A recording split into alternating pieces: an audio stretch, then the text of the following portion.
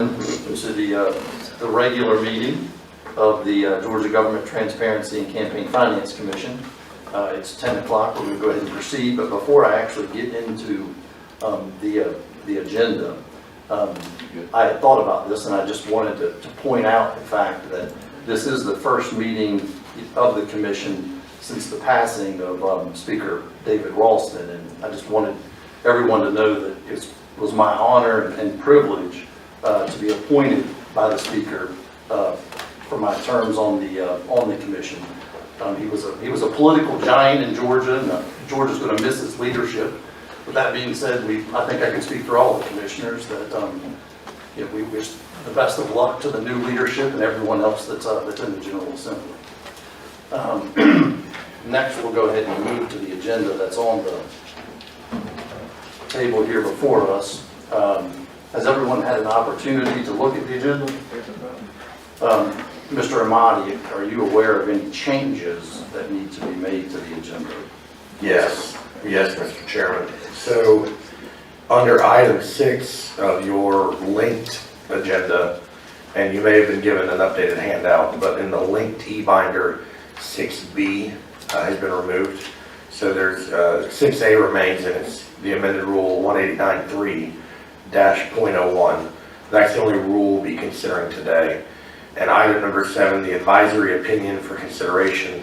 That advisory opinion request has been withdrawn by Mr. Berry, who submitted it, so we will not be considering that item today.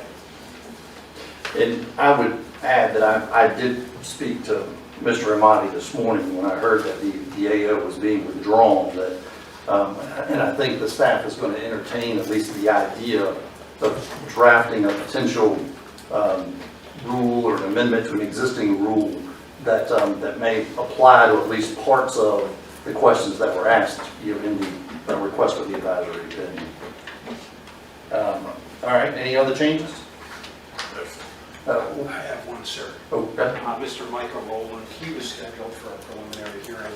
That was resolved. Just asked to move that to the consent. Do we have a signed consent order for that? Yes, sir.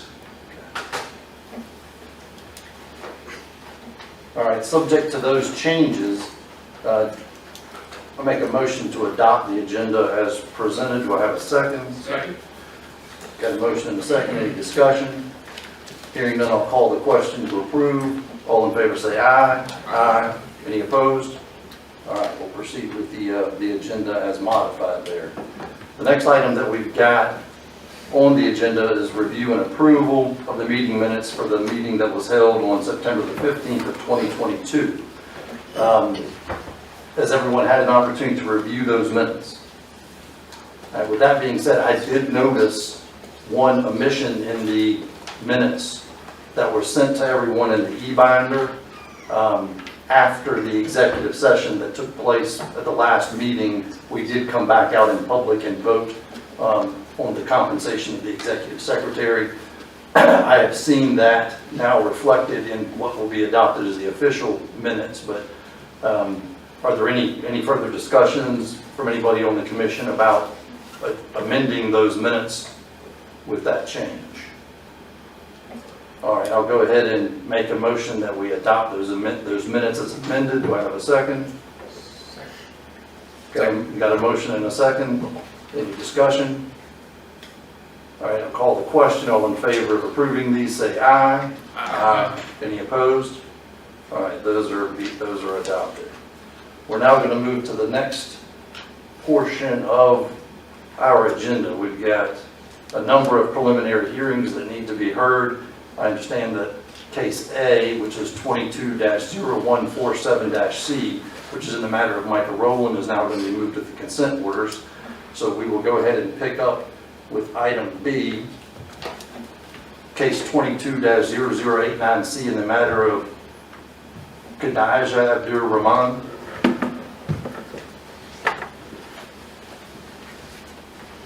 Is there anyone else that's here to participate in the preliminary hearing on behalf of the respondent?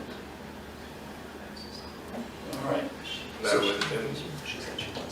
Mr. Chairman, just for the commission's edificate, this was a case that was on the previous agenda that was continued to this one. Right. So we've been in contact with the opposing party, but have gotten no indication anyone would be here today either. I'm going to make a request of all of the staff attorneys of the commission. If we don't have someone appearing on behalf of the respondent in these preliminary hearings, I want to start out by you making sure that you inform us of service on the respondent, okay? So is there documentation in the file showing that Yes. Mr. Abdur Rahman was provided notice of the hearing? She just walked in. Oh, how are you? Good morning. I'm good. I'm sorry, I was given a 10:30 time to be here. I apologize. Okay, your case has just been called. Do you want us to skip to another case, or do you want us to go ahead and proceed? Do you need a moment to sort of collect things? Well, I just need a moment to speak, and so. Okay. Well, we'll just go ahead with it then. Okay. Counsel, go ahead. This is case 22-00-89-C. On the matter of Khadija Abdul Rahman. I'm Jacob Pruitt representing the commission. Respondent filed her declaration of intention to accept campaign contribution on June 21st, 2019. She ran for and lost Fulton County Commissioner seat District 6 in the 2019 special election. Subsequently ran in the 2020 general election and won that election cycle, and her current term expires December 31st, 2024.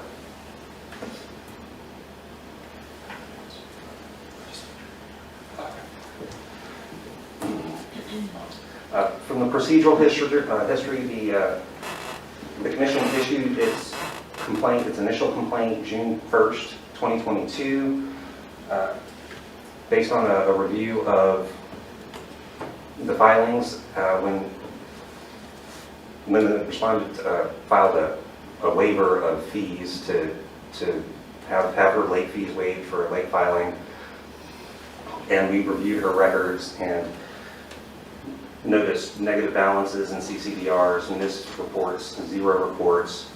We issued the complaints and asked for copies of her bank statements from campaign accounts. On August 18th, the commission filed additional allegations as a result of reviewing those accounts and statements.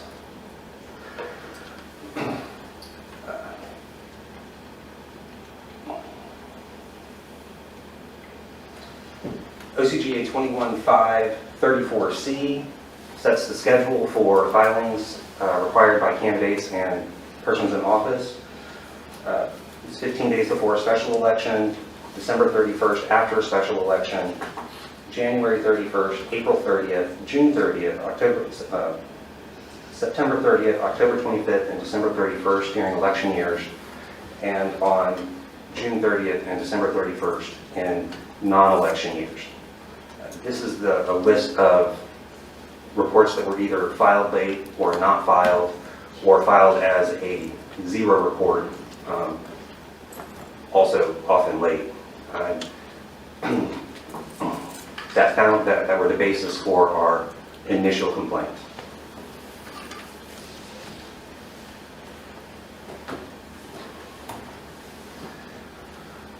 Besides the missing CCDRs and zero reports, a review of her filed CCDRs showed inconsistencies, negative balances on hand.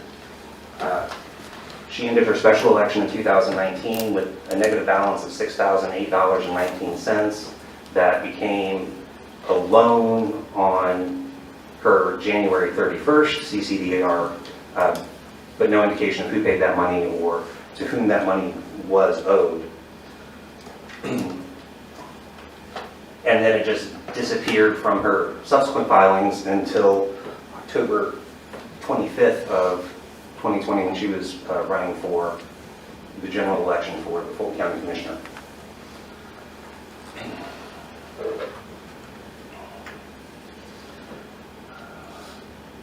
Respondent has, since the filing of the additional allegations, filed amended CCDRs.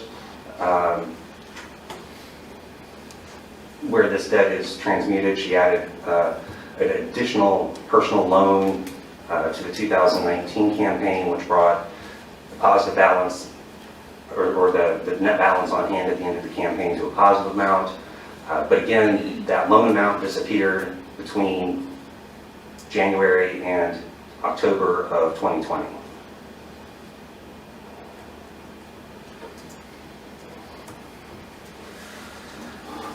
On July 6th, Fulton County employees hand-delivered statements for the respondents' two campaign accounts, one ending in 8415,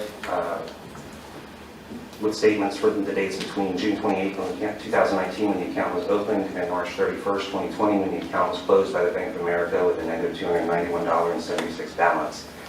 And also for account ending in 2777 from July 3rd, 2020, when the account was opened, to May 31st, 2022.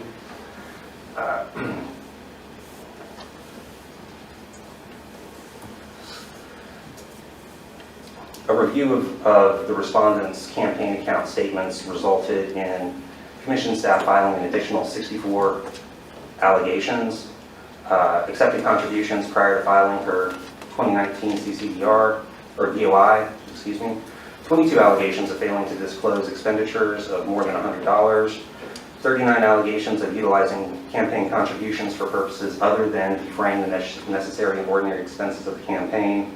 Mr. Pruitt, could you go back a slide? I Oops. think you jumped Okay. a little earlier than you meant. Yeah, I apologize. Failing to disclose the repayment of a loan the respondent made to her campaign, and 2 counts of failing to disclose contributions. So where do we stand right now? Will you go back? Okay. Right now, we stand at the original complaint. That's for- 6 violations of 21,534, right? Yes, sir. All right, then we've got 22 violations of what? 22 allegations of failing to disclose expenditures of more than $100 based on money that came out of her campaign accounts.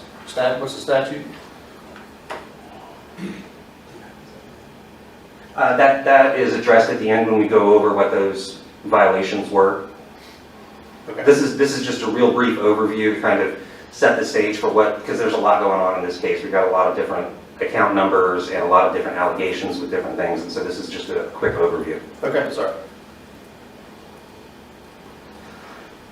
We're alleging that respondent violated OCGA 21530G when she accepted $2,370 of and 83 cents of campaign contributions prior to filing her declaration of intention to accept campaign contributions during the 2019 special election cycle. Commissioner Thompson, you have a question? This may be for Mr. Amati to answer. Is it our normal practice to identify how many contributions and how many expenditures are not itemized and then say they're violations? I don't remember us doing this in the past, and is this going to be the new normal? Because it sounds like it's pretty heavy-handed on our side. I understand saying, we know this and there was this many, but to list each one as a violation, is this the new staff practice? I think at this stage in a contested hearing, yes. Now, that's not to say that if there's some consent order or agreement, we're listing out every violation and penalizing every violation. But for purposes of a contested preliminary hearing, I think we leave every allegation on the table, and we certainly don't withdraw violations of the law during the litigation of the case. And I think that would be consistent with how we've handled contested hearings in the past. And I'll comment on that really quick because, it seems to me to be the way that we did things when I first got on the commission. Where there was just a motion made in these preliminary hearing cases that there are reasonable grounds to believe that the Campaign Finance Act was violated. Yes. And it was just left at that. And I think that sort of started changing with us, in particular with the Oxendine case, where we started pointing out the specific statutory provisions that were violated because we had certain violations that were being contested and then other allegations that weren't. We weren't able to bring them up or something like that because we didn't specifically say that. That's right, I understand. Mr. Hicks? So the fact that it's on the preliminary calendar means that it's contested. It means that you haven't had any conversation with the commissioner about trying to resolve this. We've had conversations and discussions with the commissioner. We actually met with her on November 3rd and discussed the allegations, and she made some statements about where certain funds went, and we asked her to provide us with documentation that would show that: invoices, statements, check stubs, receipts, anything. And she said that she would have those to us by November 18th, that's 2 weeks after that. We didn't hear from the respondent again until yesterday afternoon, when she called to say that she would be here this morning and that she had not gotten all of those things together, but didn't want to give us things piecemeal, so it would take another week or two for her to complete that, and then she can bring it to us. But as you can see, there are 4 separate times that she expended money prior to filing her DOI on June 21st, 2019. And since it's campaign money, it had to be contributed from somewhere, but there are no contributions listed prior to the filing of her DOI on her CCDR.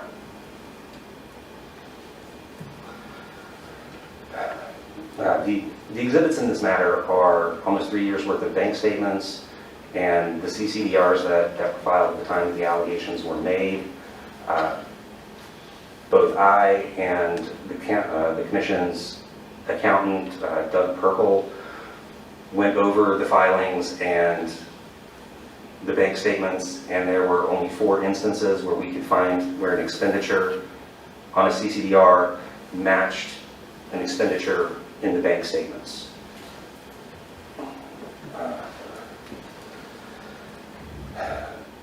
OCGA 21-534 B2B requires candidates to disclose expenditures of over $100. Additional allegation number 2, parts A through U,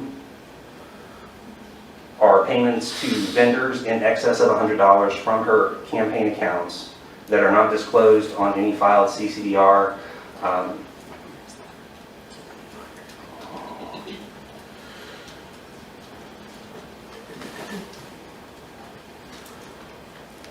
The respondent did amend the CCDRs, and during our discussion on November 3rd, she said that she had just gone through the additional allegations and included an itemized line for each allegation on the list.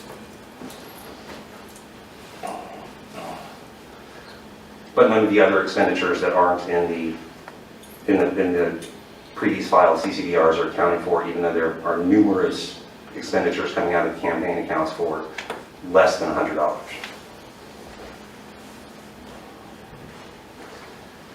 OCGA 21-533A requires that contributions be spent on expenditures utilized only to defray the ordinary and necessary expenses incurred in connection with the candidate's campaign for elected office or public officer's fulfillment or retention of such office.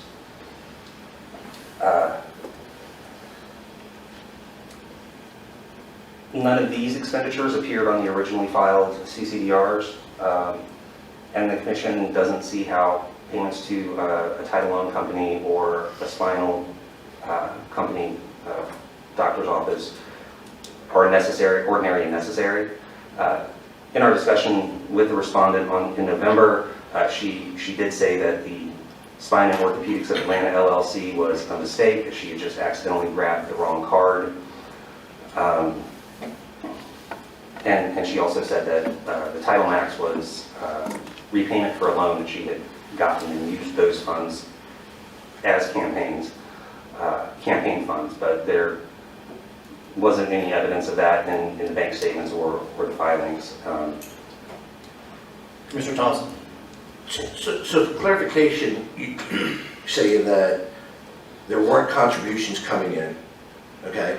Right? There wasn't enough contributions to cover all the expenditures, Yes, okay? and that's covered in detail later. Okay, but then we're also saying that in a bank account that she did have campaign money, possibly personal expenses came out of that bank account. I'm just trying to make sure that I Yes. understand that, are we saying that if she didn't have campaign contributions, She had campaign contributions. And she had contributions coming into her campaign account from, there were mobile deposits, there were Cash App deposits and ActBlue deposits. So there was money coming into that account. Later on, we'll get into how much money came into that account versus how much money was spent. And this was a campaign bank account. The name of the account is Friends to Elect Khadijah. I'm just trying to make sure that we're. But they weren't disclosed as contributions, is what you're saying. Right, I'm saying that there was no, Expenditures. yeah, these are expenditures. But they weren't disclosed. They were not disclosed. We had her Just keep it. campaign, yeah, we had her campaign bank account records, and going through the campaign bank account records, there are 2 payments to Title Max, and one in September, one in October, an $18 payment to the Department of Tax and Revenue, I presume for a new title for that car, but I don't have any proof of that. I just see the $18 charge, and a $40 charge to the Spine and Orthopedics of Atlanta. And you may have stated this earlier, but there's a specific statute that says each committee or each candidate has to have a separate account for their campaign. There is a statute stating that, 33? If we can just get that on the record as well, depending on how we go forward. Sure.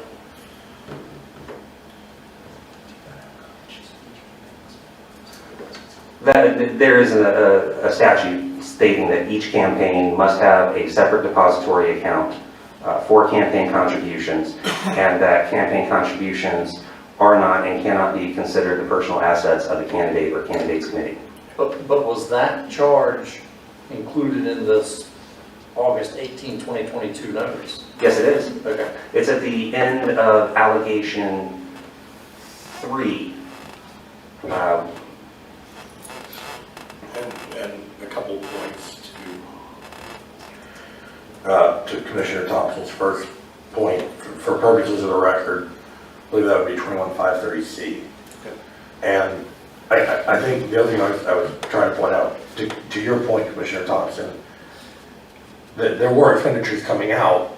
There were also, but your question seemed to drive to, was there money in the account?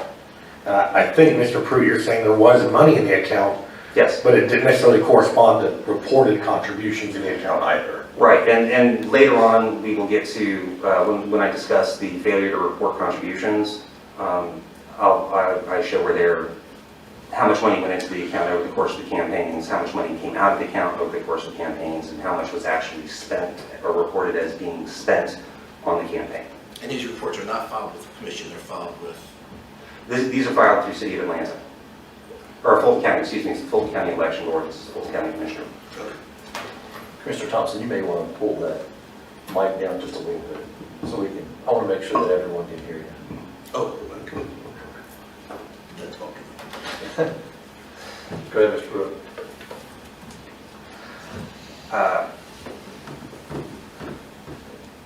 The respondent made a total of 20 ATM cash withdrawals from 3 locations between July 15, 2019 and September 4th, 2020, totaling $4,520. Those were not disclosed in her original filings as expenditures. There weren't any corresponding cash expenditures in the same time period that added up in any way that made sense to those cash withdrawals. She does indicate on her amended CCDRs that they are payments to herself, and indicated in November that she utilized those cash funds to pay campaign workers and purchase things, but and then invoicing or payroll lists or payroll records or even employee lists that for people that she had working for the campaign were part of what we asked for in November that we have yet to receive.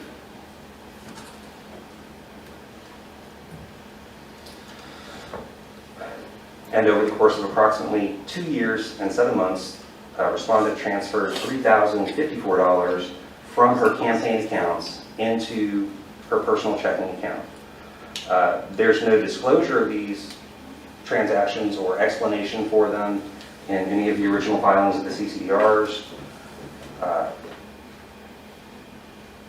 And this slide and the preceding ones constitute all allegation 3, that these are not expenses necessary to defray the ordinary and necessary costs of the campaign.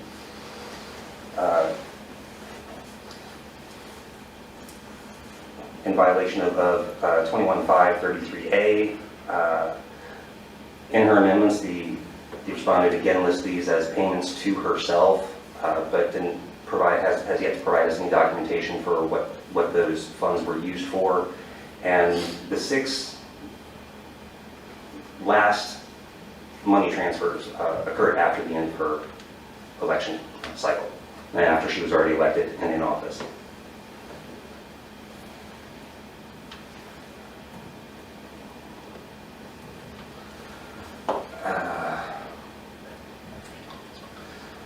The respondent disclosed a loan, OCGA 21.534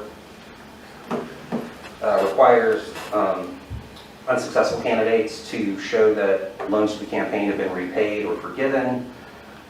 Exhibit 1 at 11 indicates that the respondent made a personal loan of $15,000 to her campaign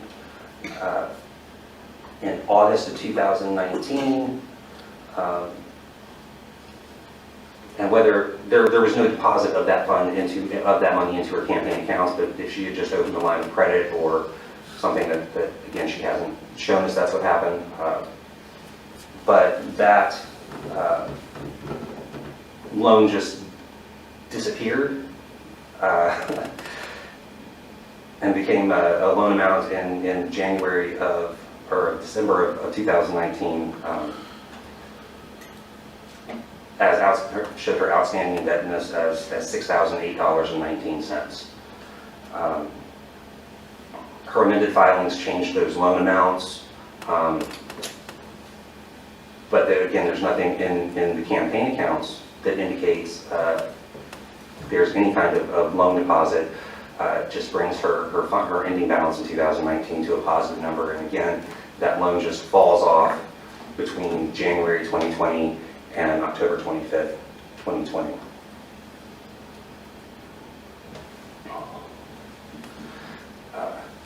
OCGA 21.534B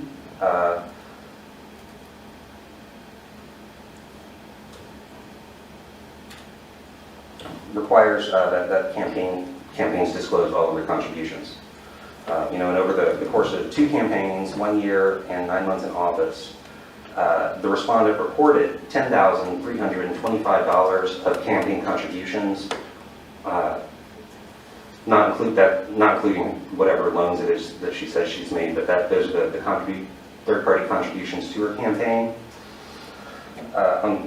In her CCDR summaries, and those did not change with any amended filings. Her campaign bank account records show a total of $19,277.27 deposited into them over the same time period. And her CCDRs show a total of $61,648.19 in expenditures.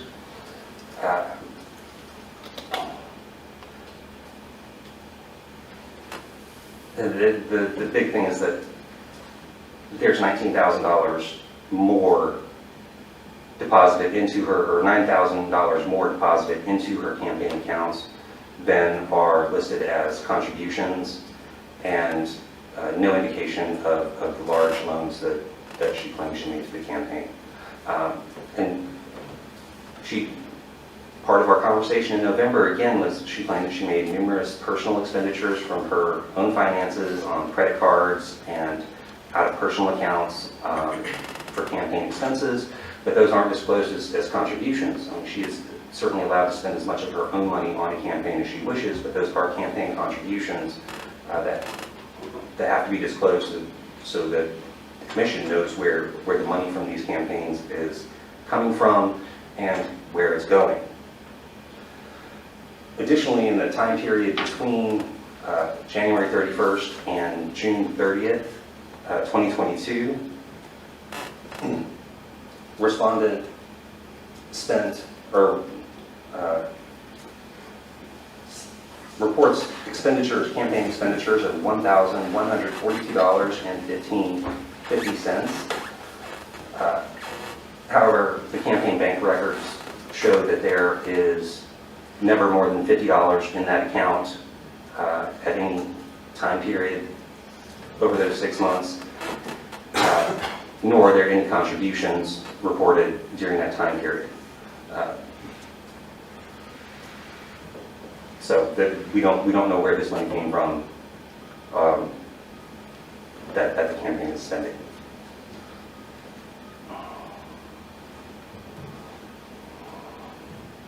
And that is the end of what I am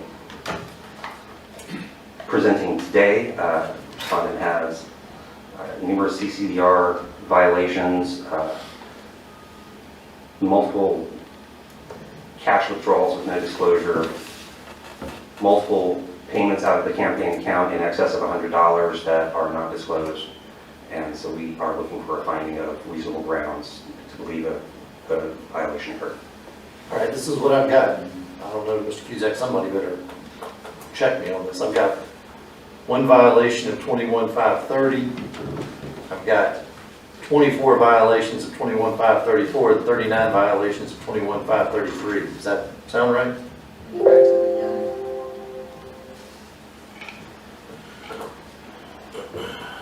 I'm working off the August notice. Yes, there should be, can we start over again? The 21-534 violation should be the initial complaint that goes out. And those are the lack of filings or late filings of campaign contribution disclosure reports, which reflects on this slide. All right, is that not included in the August notice? No, sir. The August notice was simply additional violations in supplement the original complaint from June. So the original complaint goes out, we issue a subpoena, and then upon receiving the documents from the subpoena are able to supplement with more allegations based on what was revealed in those bank records. All right, so I've got one violation of 21-530. Is that right? Yes. I got 30 violations of 21-534. Is that right? I believe there were actually 34.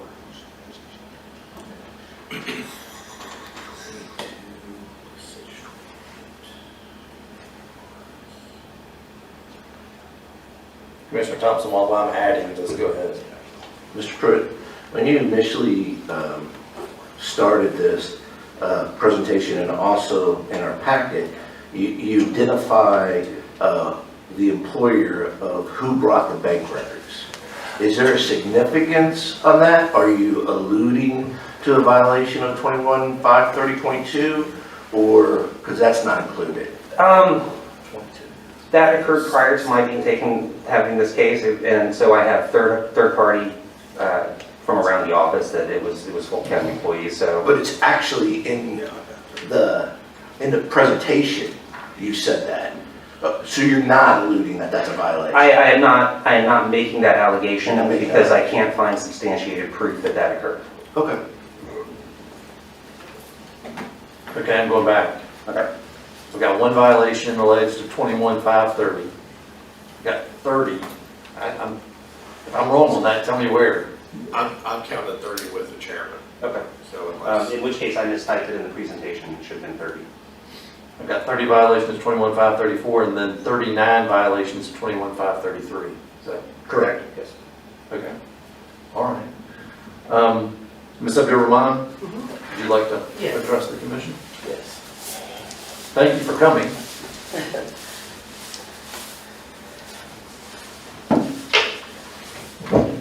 Good morning. First of all, let me apologize that I was not at the preliminary hearing last month. However, when I talked to Mr. Pruitt, he was aware that I had a health issue. He also advised me that I did not have to be there because I would have talked to my doctor and see if I could have change the date, and I explained to him that I had waited so long for this date. He explained to me that it was preliminary, it's at the beginning, you're okay, you know, this is just the beginning of it. And we had a very detailed conversation as to what the problem was. I submit to you this morning that I'm a poor record keeper. There was some things as a new person elected that I was not aware of. Now, that does not dictate that I do not receive the penalty of that. But there was no malfeasance or an intent to do anything illegal or to hide anything. I sent information, and I'm a little taken aback because I thought he was working with me.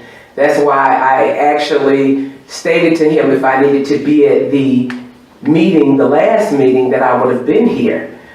But to tell me that you're okay, this is the beginning, you've got some things that you need to show us, we're working on it, and then to give this body the impression that I'm not working or I was not in attendance, I'm taken aback. And I just want to apologize to you all on my behalf as an elected official. If I'm supposed to be somewhere, I'm supposed to be there. Unless, you know, it dictates I have a health issue. So I just wanted to put that in the record. Well, I appreciate that, and you know, I want you to know that that's the way it was, in my recollection anyway, that's the way it was presented to us, that you were not here for the last meeting because of a health issue. Okay. And I'll let you know that there was no action at all taken on your case. Okay, You know, I just want to make sure. Sure. All right, thank you, Commissioner. I had a meeting with them that I asked for. And when I came into that meeting, there was questions asked about the allegations.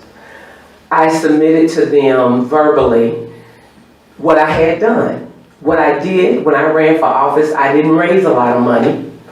I used a lot of my credit cards, and I used personal funding, which he told me, that's okay, you can do that, but you have to show that it was done, which I clearly take the blame for. I was not aware that I was supposed to show that. And so that is what happened with that particular situation. Now, we're talking about in November, at a time when we're coming upon the holidays. And so I have asked for records because I was told that I admitted to, I was under the impression when you pay people to work intersections, when you pay people to telephone banking, these are retirees, these are college students. I was told that I did it incorrectly, that I'm not supposed to pay them by cash, that I'm supposed to pay them some other way and keep a record of it. And so I was told that I needed to go back, get all the information of those individuals individually, and have that information available for him. I have some of the individuals I don't have, or I have a nickname. So I did not want to piecemeal put that in. Now, the personal loans, I've had credit card statements. You're talking about multiple credit cards that I paid for stuff with. And I wanted all that information. I was led to believe that I will be given time to have that. I was a discussion of the fine, a fine that was supposedly in the area of $22,000. And it was discussed what everything I needed to bring in, which included all the money that I had personally spent, which included all the names and address of the individuals that I paid during the campaign, that the fine would possibly go from $22,000 to $3,000. So I submit to this body that I am trying to get all that information. I am trying to work to resolve this. Did I make some clerical errors? Yeah. Yes, excuse me. Was I ignorant of the law? Yes, I am humble to tell you as a first-time elected official, I made some mistakes. But I am trying to work with this entity to resolve those mistakes and to pay any fare that this body deems fines. So I submit to you between November and the time that they told me to try to see if I could get it in, I suffered another death in my family. And I explained this to him when I talked to him yesterday. It's not that I do not or am not working. I'm asking that I be given time to give everything that I have, that I can show that my personal funds, whether it was via my personal bank account or multiple credit cards, and that I be given an opportunity to show where I paid individuals. There's a saying that is what we call the street team, so to speak. The people that go and leaflet the parking lots and the high rises, the people that go and work the intersections. Sometimes you just get a name, and sometimes you just get a nickname.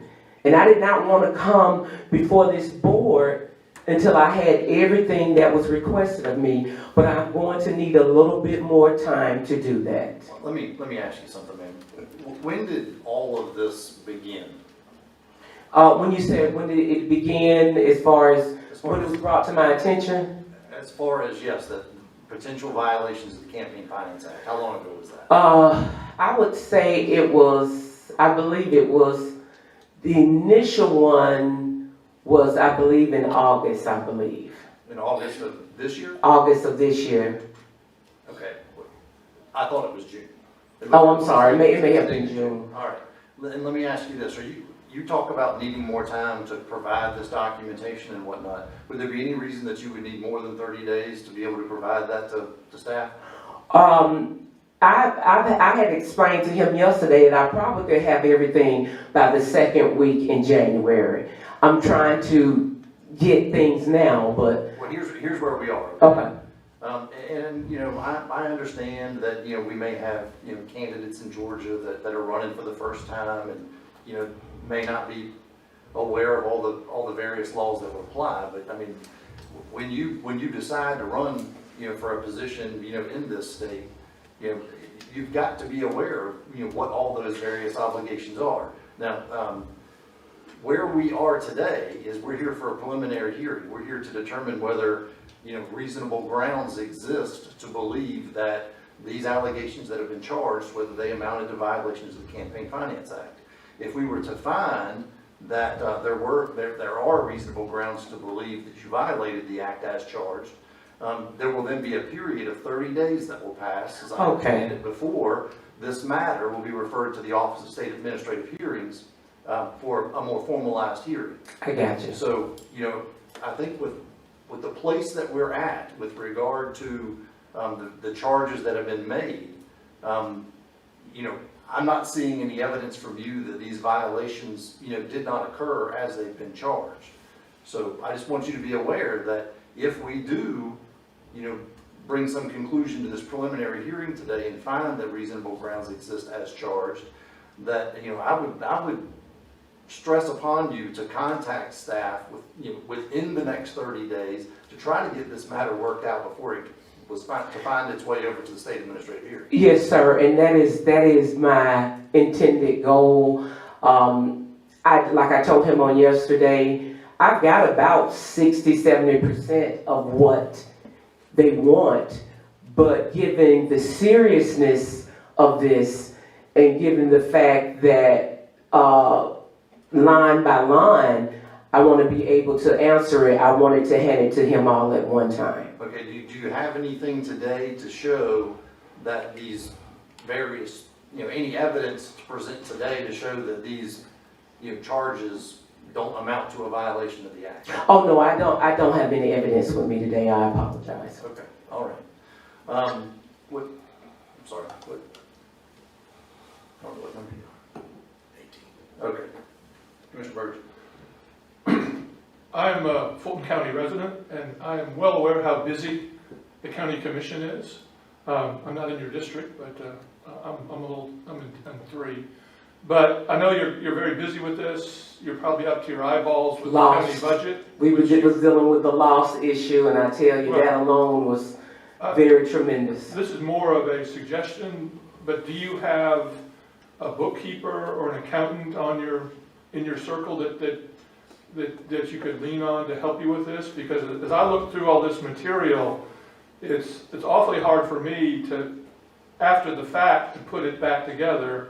I know Mr. Pruitt and the accountant tried, but I personally think you may need that. Okay. To get. Well, that was a suggestion made to me by a mentor, and so that's why I have not, that's part of the reason everything isn't completed, because I wanted, when I hand it over, to be easy to decipher and to explain some of these inaccuracies. So thank you for that recommendation. I've already jumped on it. Any questions or comments from the commission for the respondent? Not for the respondent, but a general question, and this is just for my edification. Is it, I don't know the law, does the law require that during that get out the vote period that you have to identify every single person that you pay? Any expenditure over $100, $100.01, you have to have their name, address, it's like a contribution. You have to have that for every. Go ahead. It's not true you have to have that for everybody in your campaign records. You just don't have to itemize it until it's, but you have to have it for everybody. Yes. In every contribution as well. Every contribution. You just don't itemize them. Until they go to that. Okay. Yes, once they're itemized, yes. That, it's statutorily required information. And so what staff is asking the commissioner for is that itemized list, even though she does not have to include it on the CCDR. Or at least. I mean, unless it's over $100. Correct, and even that portion would go in the unitemized section. Okay. So that would have to be disclosed, so at least for the itemized portion, we're asking for that information. So ultimately, these can be, the disclosure reports can be filled out correctly. Okay. Any other questions or comments for the respondent? All right, based on what I've heard today, I'm going to go ahead and make, I'm going to do this in 3 motions. The first motion that I'm going to make is that there are reasonable grounds to believe that OCGA 21-5-30 was violated. Second. Got a motion and a second. Any discussion? Hearing none, I'll call the question. All in favor say aye. Aye. Any opposed? All right, that one passes. I'm now going to make a second motion to determine that there are reasonable grounds to believe that the Campaign Finance Act was violated 30 times. In particular, OCGA 21-5-34 is alleged by the commission. Do I have a second? Second. I got a motion and a second. Any discussion? Hearing none, I'll call the question. All in favor say aye. Aye. Any opposed? Motion carries. The third motion that I'm going to make in this case is going to be that there are reasonable, I make a motion that there are reasonable grounds to believe that the Campaign Finance Act was violated 39 times, more specifically OCGA 21-5-33, as alleged by the commission. Do I have a second? Second. I got a motion and a second. Any discussion? Hearing none, I'll call the question. All in favor say aye. Aye. Any opposed? None. Motion carries. Ms. Abdul-Rahman, I would stress to you again that the posture that we're in, okay, that 30-day period that you've got to try to resolve this, I would urge you to get whatever information you need to get to the commission in hopes that this matter could be resolved before it made its way over to the Office of State Administrative Hearings. Yes, sir, and let me apologize again on my behalf, and that will be done. Commissioner Hick? The only other thing I would want to say, Commissioner, is that, look, I understand there are a lot of first timers, as the chairman said, that don't know how to, this process works. Obviously, the law is still the law. I would also encourage you to, as you go through this process, just because the motions were passed the way they were, once you clear up some of those it may not be 30 now, it may be something less than 30. Okay, Or Thank you. whatever those numbers were, okay? I appreciate that. Mhm. Thank you for educating me on that. Thank you, I appreciate it. You gentlemen have a good day. Again, thank you for coming. All right, we're going to move to item 3C. It's case number 22-0101 in the matter of Lakeisha Howell. Mr. Pruitt, that's yours as well? Yeah, I've got a stack of them coming up here in a row. Okay. Do we have anyone here that will be speaking on behalf of Ms. Howell? No, sir, we do not. Okay. Is there any question regarding service of the notice of this preliminary hearing? There is not in the binder, there's proof of service, and I have been in contact with Ms. Howe not too long after that was served. Okay, how was she served? She was served by FedEx overnight. Okay. All right, go ahead. Hello, Miss Howard's here. Oh, she is? Yeah, she's pregnant. She's online. Oh, well, I apologize, I was unaware of that. Hey, Ms. Howell, how are you? I'm doing great. How you guys doing? Good Doing morning. fine, thank you. Thanks for appearing virtually with us today. We're here for the preliminary hearing in this matter. We're going to hear from commission staff first, and then we'll give you an opportunity to respond, okay? Sure. Okay. Mr. Pruitt, go ahead. All right. Lakeisha Howe, case number 22-0101-C. Respondent was a candidate for the Atlanta Public Schools Board of Education District 1 in 2021 and was unsuccessful in that election. Respondent we allege that there was violations of OCGA 21534 C2A when respondent failed to file an October 25th, 2021 CCDR, and respondent also failed to file for December 31st, 2021 CCDR. We allege that respondent accepted campaign contributions that are not listed in her CCDRs in violation of OCGA 21534B1A, and that the respondent made expenditures that were not listed in the CCDR in violation of OCGA 21534B1. I'm just telling y'all, there's got to be a better way to do this. I'm sorry, I'm venting because of this computer, but keep going. The respondent did reach out to the commission after she received the complaints, and we had a conversation about what we were alleging and what was wrong with her filings. She did, after that, file amended CCDRs, although the numbers on those still didn't quite add up.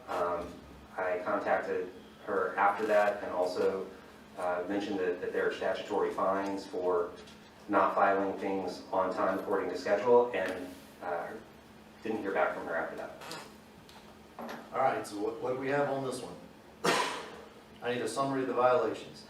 2 violations of 21534 C2A, 1 violation, 32? 21534 34, I'm sorry. C2A, Okay. failure to file according to schedule. OCGA 21534 B1A, failure to list contributions. Okay. 21534 B1B. So that's 3 violations of 21.534? Yes, different sections of that Right. section of the law, because. And then I've got 2 violations of 21.550? Not on that one. Yes? Oh, just 1 violation. She didn't file her PFDS in a timely fashion. Oh, okay, I see, I'm sorry.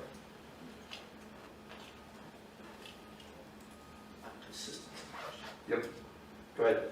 So, just like I asked on the last one, this one seems different, that we're not listing out how many contributions and expenditures. To my point, at the very beginning, if we're doing it wrong, why are we not doing it this way? Yeah. I can take this. The difference is, in the previous case, we had bank records, so we could specify the actual expenditures. Here we have evidence of expenditures, we have mailers, yard signs, et cetera, but we don't have bank records pursuant to the subpoenas issued, so we can't know how many expenditures or contributions came in that weren't disclosed. Did we subpoena for bank records? We did not. And why not here versus the last time? Partly because it didn't look like a serious violation, or it just looked like a failure to properly fill out the CCDRs. And so the respondent has the opportunity to amend the CCDRs properly and disclose all of those violations, or disclose all of those contributions and expenditures in a proper fashion. Well, it's almost like then she's benefiting from not providing as much information Right. as the last respondent. And as a commissioner, I'm indifferent to it. I just want consistency, so it doesn't seem like staff is madder at one person than they are at another person. I'm not saying that you are, but I'm saying that if you are aggressive with one but not another, if you just bring us the facts, then you're just bringing us the facts. But it seems like there's something different with these two.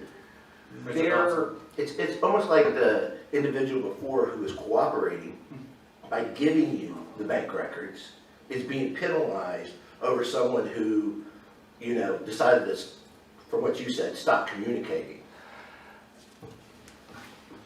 Yeah, I mean, we may have, if we want to be consistent about it, we may have jumped the gun by putting this one on up for a preliminary hearing if you don't have all the information yet. We'll be happy to pull it off and then issue a subpoena and then ultimately add additional allegations upon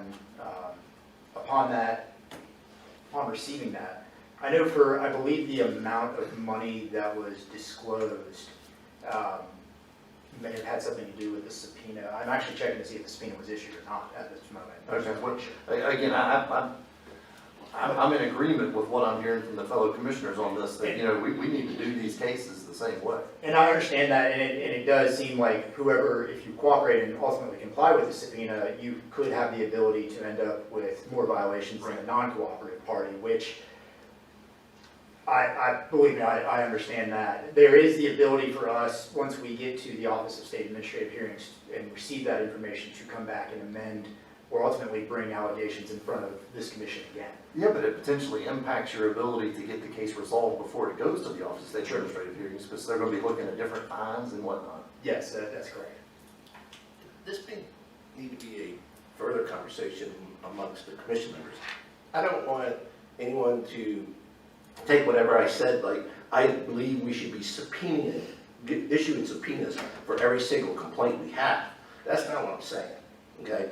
But, because I don't think this agency should be that heavy-handed, seems to be my go-to word today, heavy-handed by issuing subpoenas and not trying to work with individuals who will voluntarily fix their reports. We just need to get on a path on that, because they're required under the law to provide any records to us, to the staff, upon request. That doesn't mean it has to be a subpoena. But I think to an extent, I think it's a perception issue. I think that the perception is that the prior respondent has significantly more violations of the act than does Ms. Howell, because we haven't got Ms. Howell's records. Right, And because she did what you wanted her to do, she now has all of those violations that we've just cited. And now, this particular case, there's only two because you don't have enough information. I guess slightly different than what has just been said. Commissioner Thompson said, I just want consistency. Whatever you bring before me, I want to be consistent so that if anybody asks me a question, it is consistent. Yes, each case is handled in the same manner.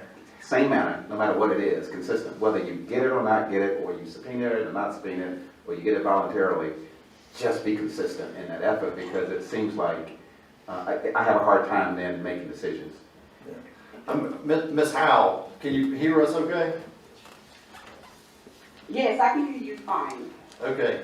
I would just tell you that I am certainly leaning, and I think that some other commissioners may be leaning to the possibility of continuing this case off of the preliminary hearing calendar and waiting for you to produce documentation relating to whether the charges made were actually violations of the Campaign Finance Act. Are you you following us on that one? I'm kind of not sure what's happening, because I hear some talks. I heard my case number come up, but it sounds like you're talking about a previous case And for this particular thing, I just forgot to file, on 2 particular dates, but I did go back and file it. Everything should be still the same. But other than that, I don't know if it's any other violations or whatnot, but I do not want to get this particular situation where I get fined, filed 2, campaign disclosures confused with what somebody else's case got going on. I just listened to you guys talk, and I'm a little confused because whatever the other person have going on sounds a little bit more severe. In this particular case, it was just going back in and making sure you put numbers in and hit submit for the campaign. It was nothing else other than that. And whoever the young man is who was speaking, me and him have never had a conversation ever. There were paperwork sent to me. I looked over it and I responded back. I'm fully responsible for not filing on time. I take that responsibility wholeheartedly. I was a new candidate as well. That is no excuse, and I'm still learning. But I do not want this particular case that seems very simple to be confused with something that just happened, which is way more severe. All right. I want to state that for the record. I appreciate that, Ms. Howe. We haven't, merged the 2 cases together or anything like that. The discussion that was being had among the commissioners was just to try to have some consistency in these types of cases when they're presented to us at a preliminary hearing. So here's my suggestion to you at this point. I understand that you're saying there are only 2 violations and you've accepted responsibility for that and all those kind of things. Again, I'm inclined to continue this case off of the preliminary hearing calendar, which was going to give you the opportunity to potentially work with commission staff to get this matter resolved, for you to provide them with whatever documentation is necessary. Again, if it's something where you just forgot to file something and didn't file something, then again, I'm going to urge you to work with commission staff and try to get that resolved before we get rescheduled on another preliminary hearing calendar, okay? Okay, so if I'm understanding that right, you want me to communicate with staff to resolve any matters? Do I have to come back for another hearing or something? Or do it needs to be worked out with them? Because we only had one communication that, I thought we resolved it, but it was just one communication, that's it. And I got these dates, that's all. Okay, what I'm saying is that I'm going to give you, well, potentially, if my motion passes, we would give you the opportunity to try to work with commission staff to get the matter resolved. If it does not resolve, then it would appear back on our calendar for another preliminary hearing. Okay? Okay. All right. Okay. So I'm going to go ahead and make the motion that we continue this matter, case 22-0101, off of the current preliminary hearing calendar, which will give you the opportunity to try to get the case resolved, and we'll continue it to the next regular meeting of the commission in the event that it doesn't resolve. That was very confusing. But that's the motion. I got a motion and a second. Any discussion? Hearing none, I'll call the question. All in favor say aye. Aye. Any opposed? All right, the motion carries. So Ms. Howe, this case is being continued. Again, I urge you to make contact with the commission staff to get this matter worked out so that it doesn't appear on another calendar before us, okay? Okay, is it a certain person that I need to speak to? Ask for Jacob Pruitt. Jacob, okay. Okay, great. Okay. Thank you very much for attending. Absolutely. All right. Thank you for having me. I'm going to call the next case. It's case number 22-0081 in the matter of John Kilgallen. I hope I said that right. Mr. Pruitt? Thank you. Mr. Kilgallen ran for the Georgia House of Representatives District. Hold on. Let's do the same thing we've been doing. Okay. Is he here? He is not here. I spoke with him on the phone yesterday. He is not here. He's chose not to attend. All right, but he obviously had notice if he talked to him yesterday. Yes, he has. Okay.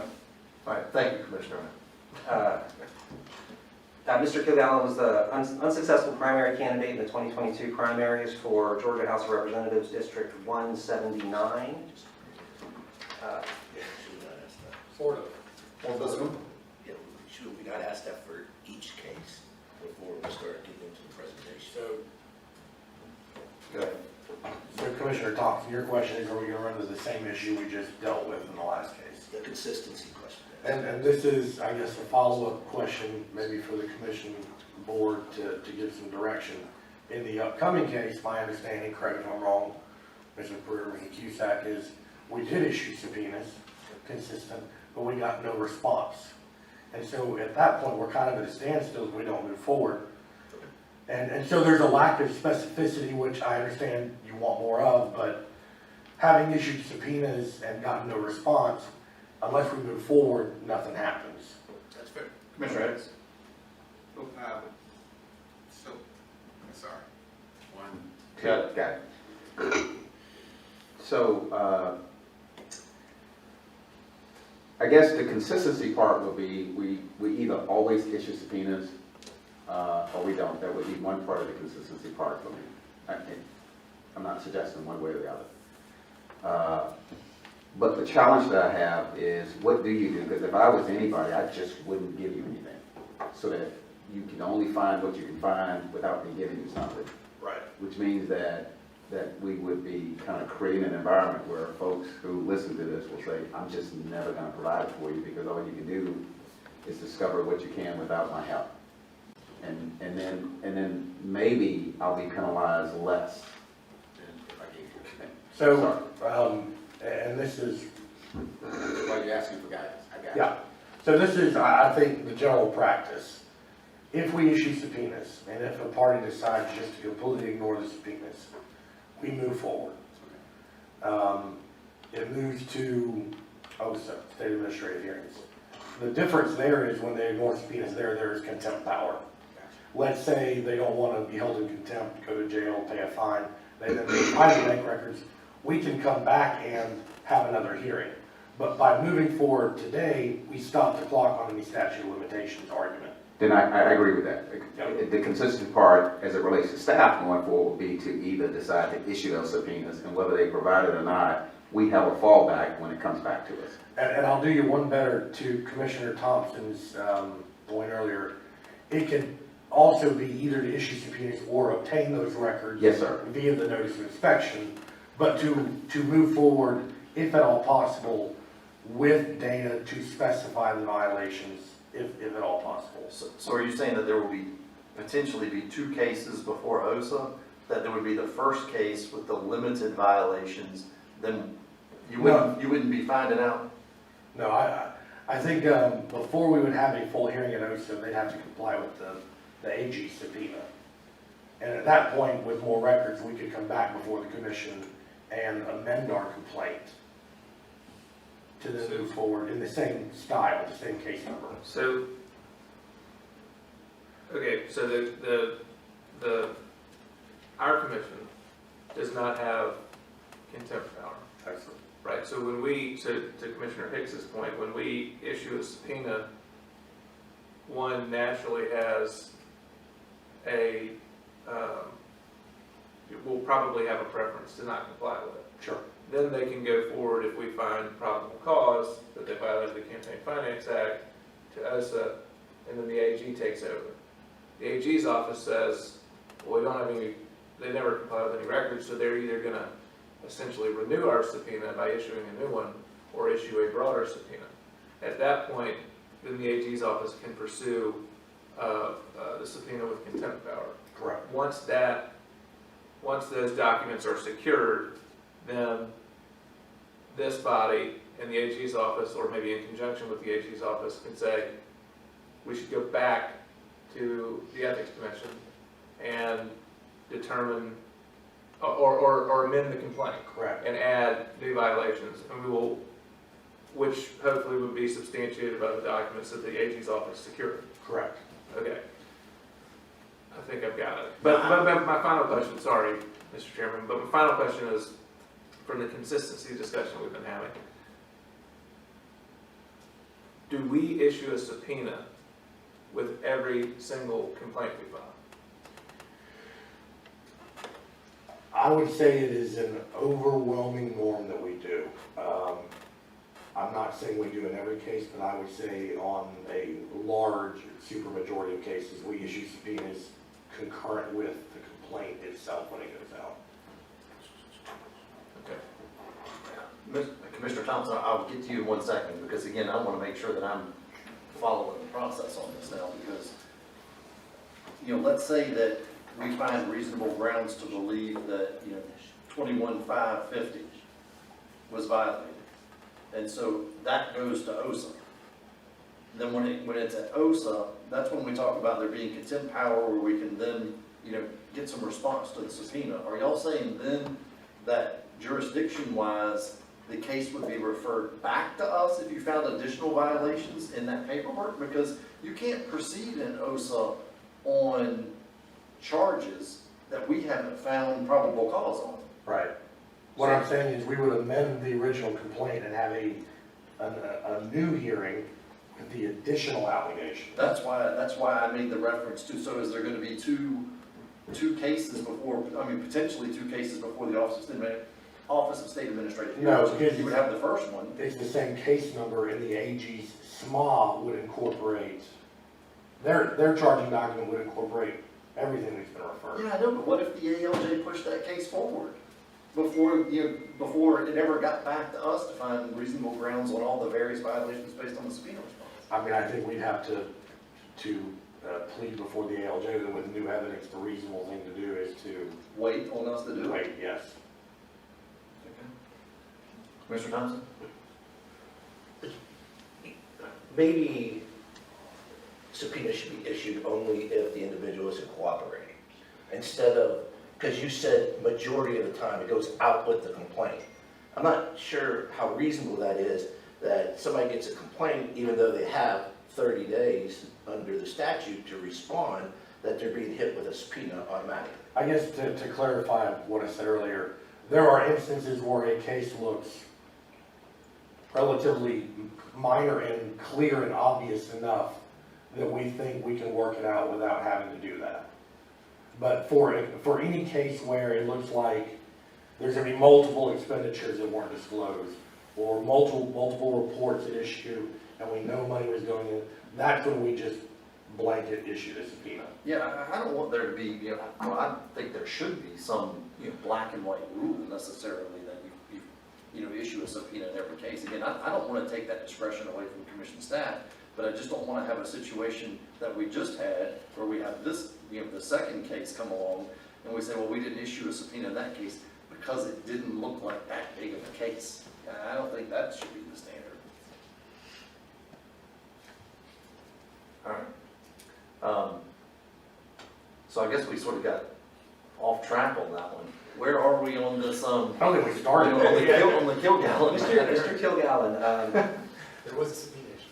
there was a subpoena issued because there was nothing filed with the commission. Responded, violated 21-530G, did not file a DOI. And also under 21-530G, solicited and accepted campaign donations prior to filing a DOI. We know because we have pictures of him with yard signs and buttons, and so he's spending money, but there was no DOI and there were no contributions, no CCDRs were ever filed. And also failed to file his personal financial disclosure system. After getting the complaint, Mr. Kilgallen called me, and I walked him through the registration process on the civics filing. And he registered on the personal financial disclosure side of that system. And it looks like he filled some stuff out, but he never actually filed a personal financial disclosure statement, did not register on the campaign finance side of that system, and still has not filed either a DOI or a CCDR. He did contact me yesterday afternoon and said that he had thought this was all resolved after our previous conversation, and I explained to him that none of this was showing up in my system. He wasn't showing up as registered. I had no access to any filings or information on his campaign. And he said, well, I'll have to go see if I can get all of that stuff together. And I should be able to have it to you by the end of the week. And I'm like, well, that's fine. It's fine, given that there's a 30-day period before anything moves forward after this hearing. And that's where we left. So we've got one violation of 21.530 and one violation of 21.534. We've got 2 violations of 21.530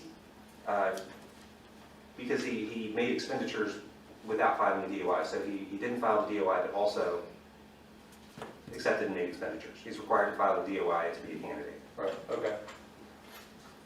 Is there a violation of 21.534 as well? Yes, because he had failed. He was a candidate and never filed a campaign contribution disclosure report. Total of 3 allegations against him then, right? And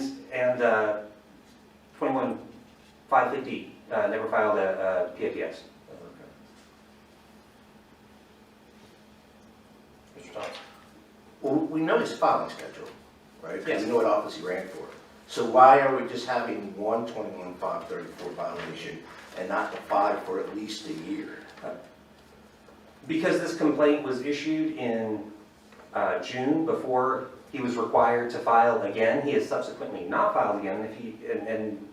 If we have a consent order or we need to amend the complaint at some point, but at the time the complaint was filed, he had only violated the April 30th schedule.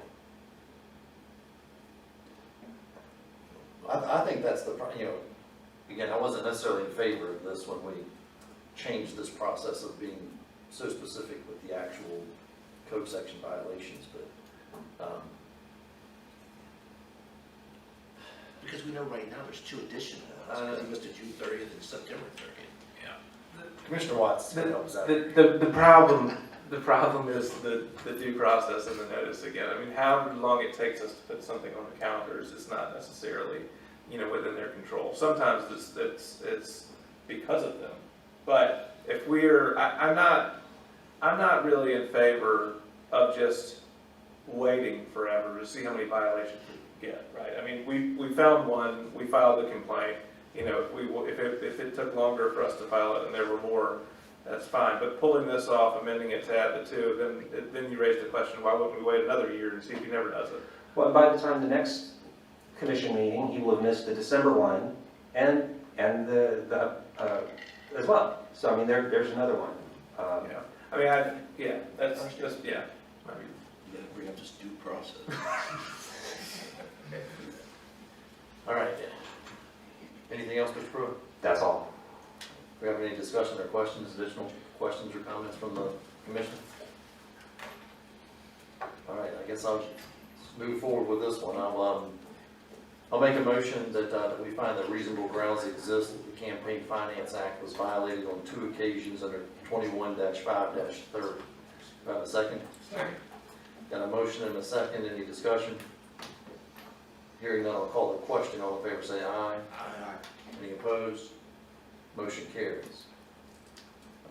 In this case as well, I'll make a motion that we find reasonable grounds exist that the Campaign Finance Act was violated at OCGA 21-5-34 on 1 occasion, as alleged by the commission. Any second? Got a motion and a second. Any discussion?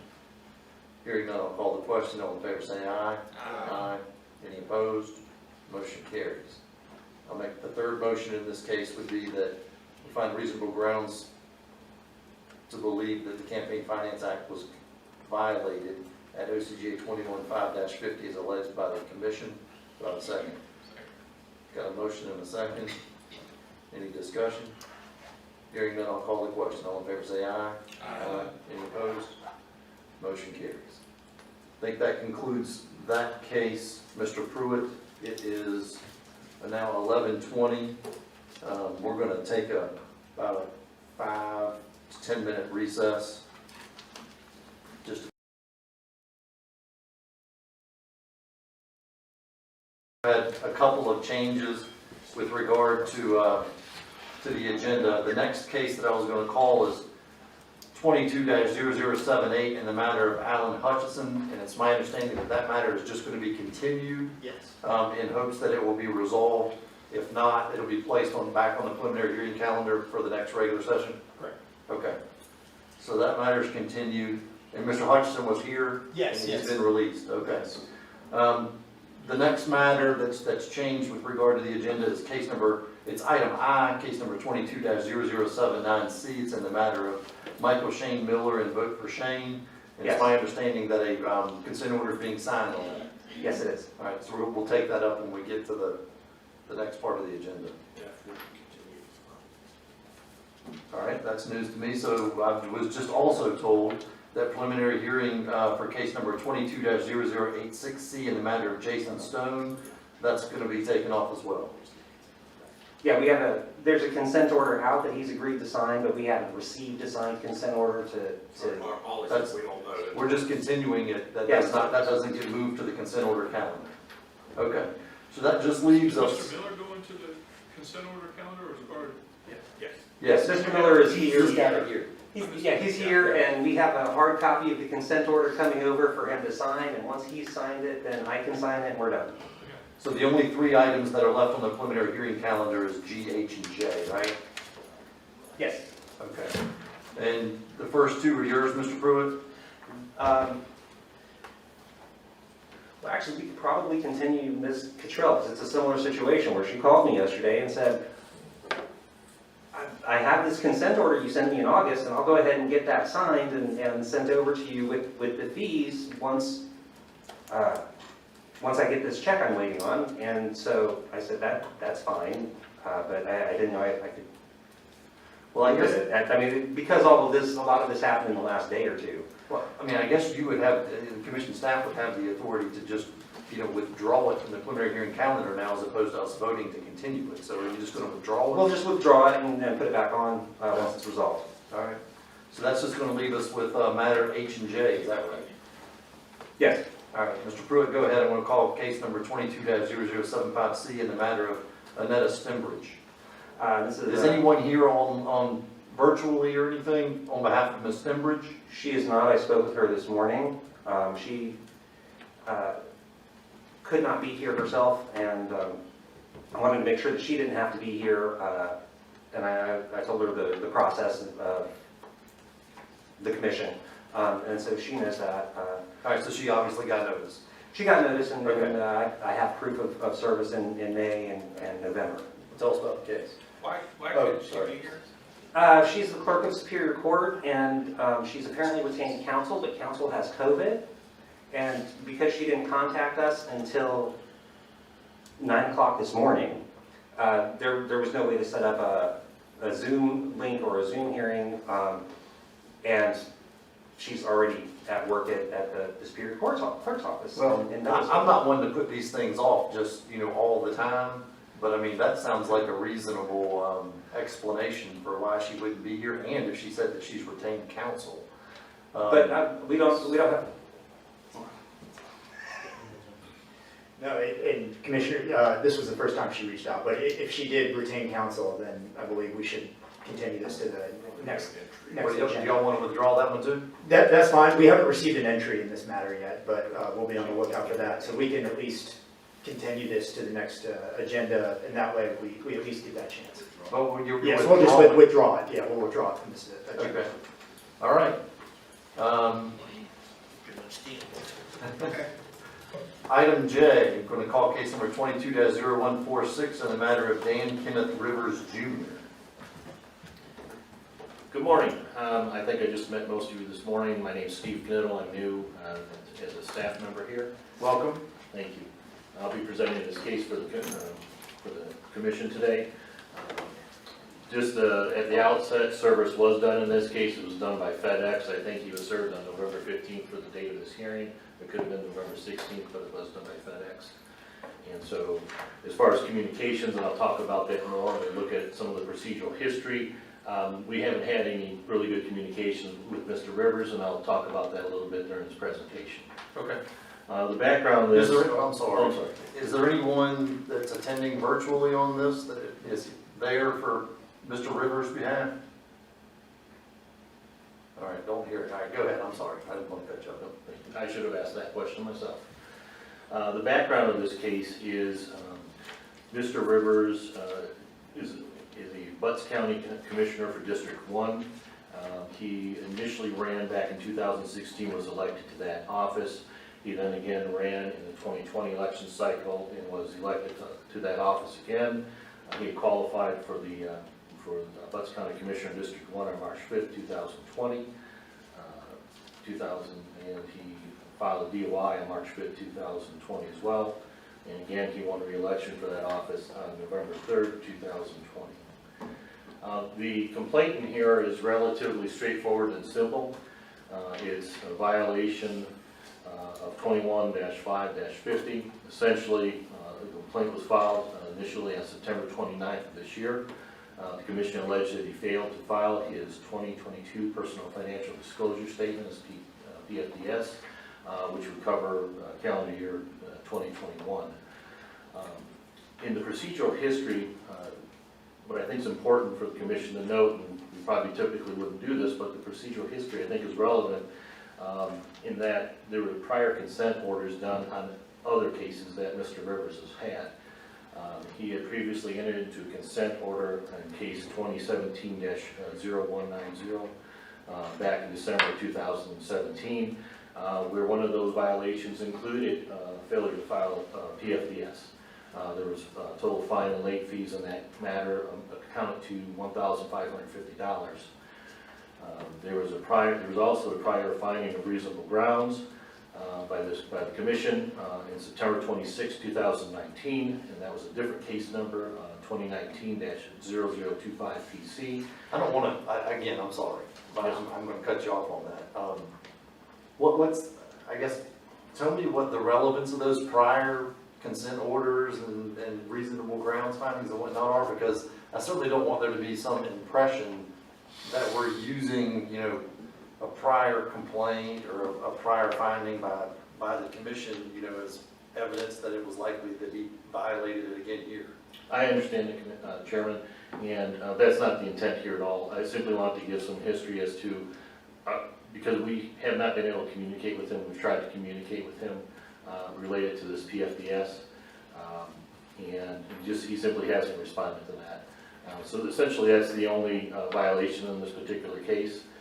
There is a handout, and that was simply because the documents were rather burdensome to put into the PowerPoint, and it simply shows all of the filings that came from Butts County, showing that he did not in fact file the PFDS.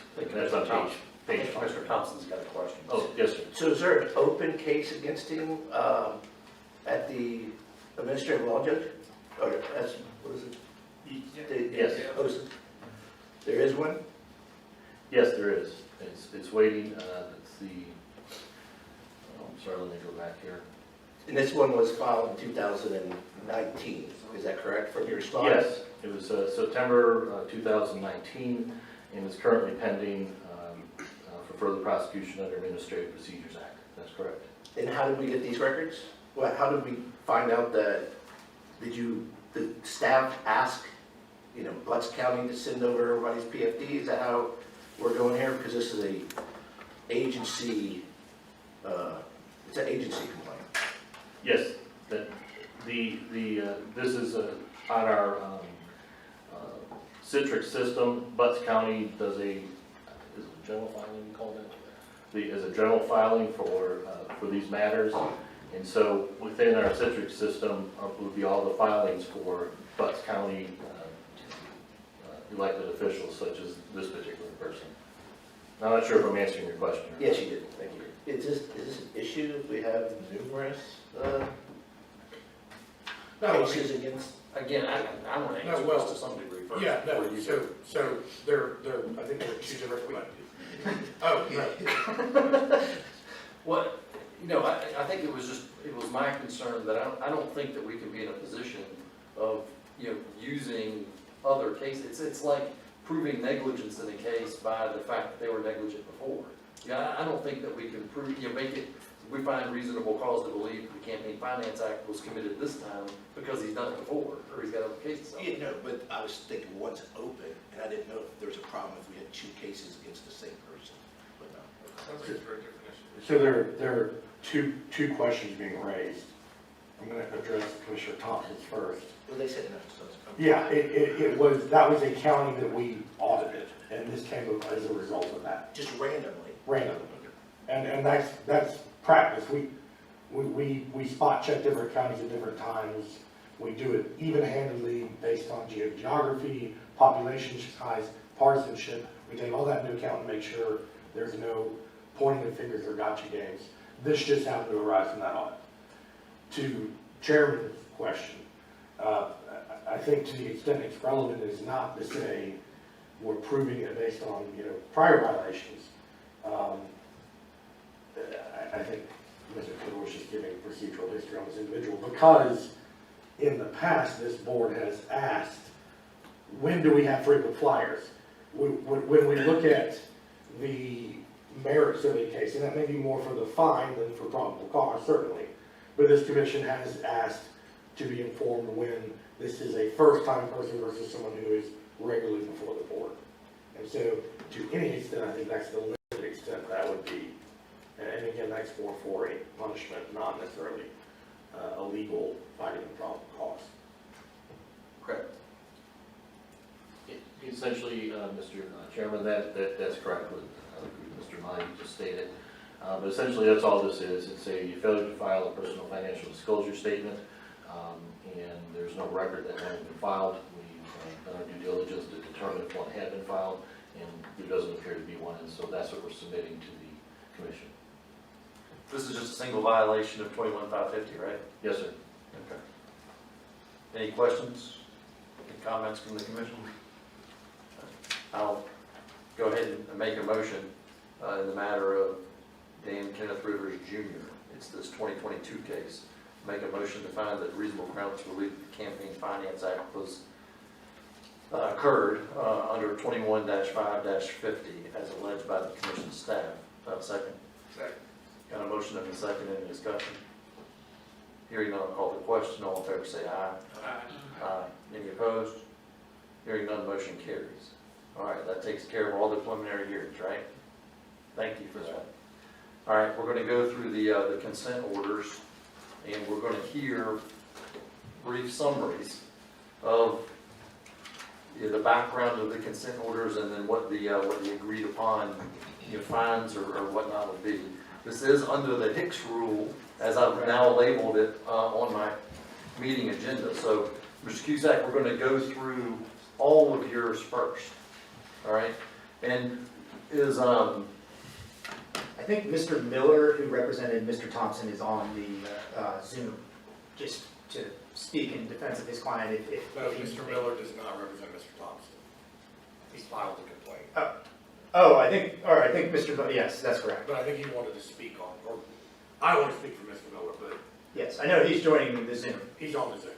well, that's fine. It's just that again, under the Or did he represent? Am I mixing up cases? Yes, he is All right, representing. all right, my apologies. I'll just stop talking. Yes, he did represent it. we're going to take yours in order, okay? That's fine. All right, and again, we're just going to take the Brief summaries, synopsis. and then we're going to do an overall vote on all of them together. Yes. All right, go ahead. Mr. Thompson served in the state senate before he won the labor commissioner race, and in the time where he had filed a DOI for labor commissioner, there were transactions. It was a third-party complaint where they were alleged that they were labor commissioner vendors or employees who were getting paid by the state senate campaign. Mr. Miller immediately reached out upon the complaint, said one of those was true. They reimbursed the amount that was paid and are paying $8,000 fine for that single violation. Mr. Miller, are you here virtually? Yes, sir, I'm here. Do you have anything that you would like to add briefly to what Mr. Cusack has said? No, Mr. Chairman, I don't necessarily have anything to add. I want to make sure I was in attendance in case there were any questions of me from the commission. We appreciate the commission staff working through this, and my client regrets the administrative error that, as Mr. Cusack mentioned, we acknowledge and are ready to move forward with. Okay, well, again, The form I have on the online, I mean, that we received had a blank for the, Yes, and it's $3,300 that was reimbursed. and that's, And that's in the consent order that is signed. okay, but it's 3,300. Yes. Okay. thank you, Commissioner, that was a good catch. Well, thank you, Mr. Miller, for attending. If you don't have any other business, I mean, of course, you're welcome to stay on there, but if you don't have any other business, you can be excused. Thank you very much, Mr. Chairman. I will take that invitation. All right. Mr. Cusack, next one. The next one is in the matter of Shane Hazel. He was a candidate for governor on the Libertarian ticket and failed to file 2 campaign disclosure reports and his personal financial disclosure statement. Give that case number. The case number is 22-0142-C. And upon receiving the complaint, he filed those missing documents, and he was paid $500. That was divided into $375 as late fees and $125 civil penalty. And that was in proportion to the, there was not much money raised by the campaign. Okay. Next case.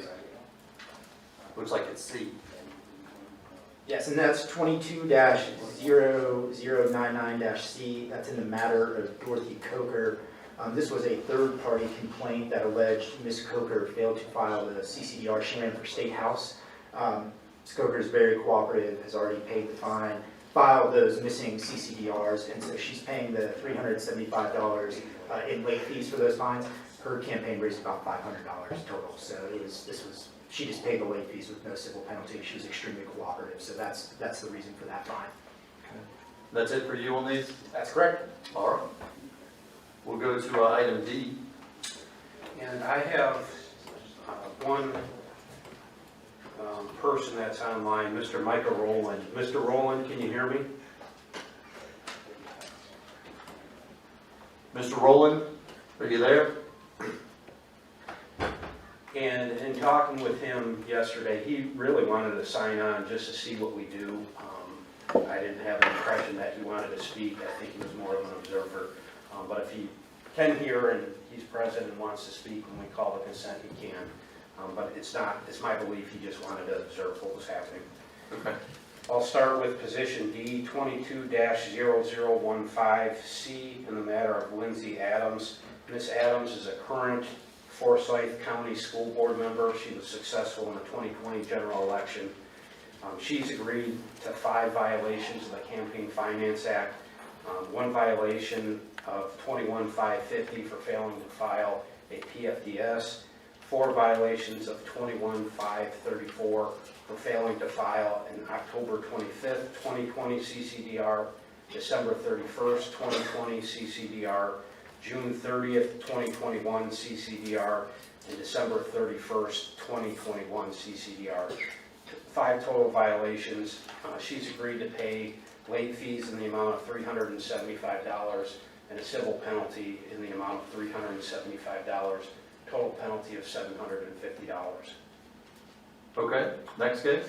The next matter I have is position E, 22-0051, in the matter of Winfred Dukes. Mr. Dukes is a current member of the General Assembly.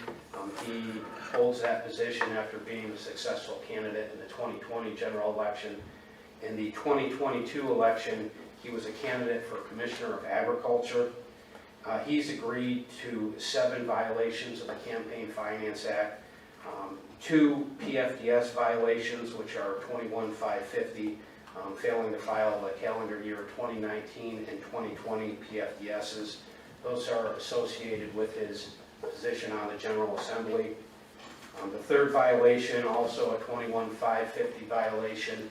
He failed to file the enhanced PFDS after qualifying for his position in the 2022 election, the Commissioner of Agriculture. There's 2 pre-DOI contribution violations. Those are violations of 21-530 On December 7th, 2021, prior to filing his DOI, he received a $1,000 contribution. And then on December 12th, 2021, he received a contribution in the amount of $2,500, again being a pre-DOI contribution.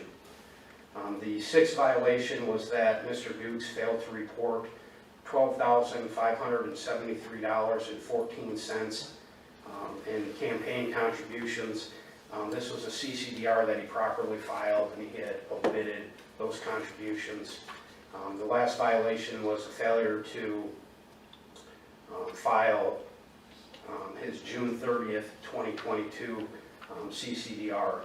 This was a CCDR that he missed after the original complaint was filed and after we had already been addressing several of his violations. So he did pick up another violation during the pendency of this complaint. He's agreed upon payment of $500 in late fees and a civil penalty in the amount of $6,500. Or I'm sorry, a $6,000 civil penalty, a total penalty in the amount of $6,500. But just for clarification, you mentioned that it was $12,753.14 for contributions, but on the report it says expenditures. That, you know, when I was reading that, it should be expenditures, and that's what it should say on the consent. I think I just made a mistake on my notes. I just wanted to make sure we corrected it, but right. Yes, sir. Thank you. That is correct. It was expenditures. Next case? Position F, 22-0126, in the matter of Karen Watkins. Ms. Watkins is a member of the Gwinnett County School Board. She holds that position after being successful in the 2020 general election. She's agreed to one violation of the Campaign Finance Act, a violation of 21-550. She failed to file her calendar year 2021 PFDS. She's agreed upon penalty of $250, $125 in late fees, and $125 civil penalty. All right. Position G, Mr. Greg Kennard, 22-0132C. Mr. Kennard, he's a current member of the Georgia House of Representatives. He was also a candidate for the House of Representatives in the 2022 election cycle. He's agreed to one violation of the Campaign Finance Act, a violation of 21-550 for failing to file his calendar year 2021 PFDS. The agreed upon penalty was paying $125 in late fees, $125 in civil penalty, total penalty of $250. H. Position H, 22-0118C, in the matter of Thomas Bordeaux Jr. Mr. Bordeaux Jr. is the current Chatham County Probate Court Judge. He was successful in 2016 and the 2020 election cycles. He's agreed to 6 violations of the Campaign Finance Act. All 6 are violations of 21-534 for failing to file CCDRs. The first violation was the January 31st election year CCDR. The second, the April 30th, 2020 election year CCDR. The third, the June 30th, 2020 CCDR. The fourth, the September 30th, 2020 CCDR. The fifth, the October 25th, 2020 CCDR. And the sixth, the December 31st, 2020 CCDR. He's agreed upon payment of $375 in late fees and a $375 civil penalty. I. Position I, 22-0143C, in the matter of Tamara Jones. Ms. Jones is a current member of the City of Atlanta Board of Education. She was successful in the 2021 general election.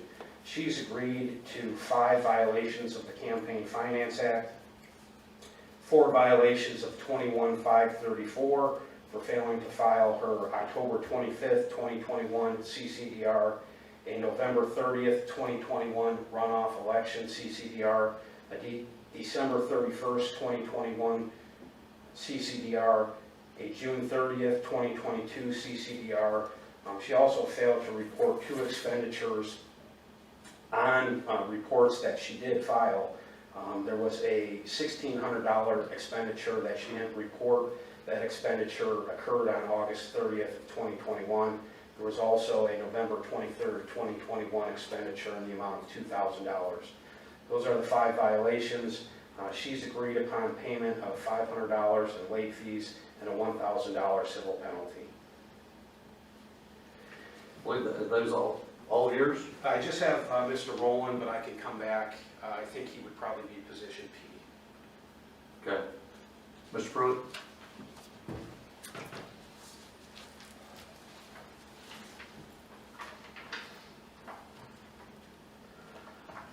Let's start with the Miller case.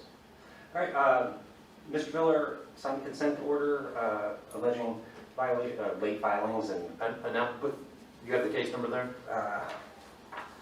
I'll call Yes, it. it's 220079C, the matter of Michael Shane Miller, and vote for Shane.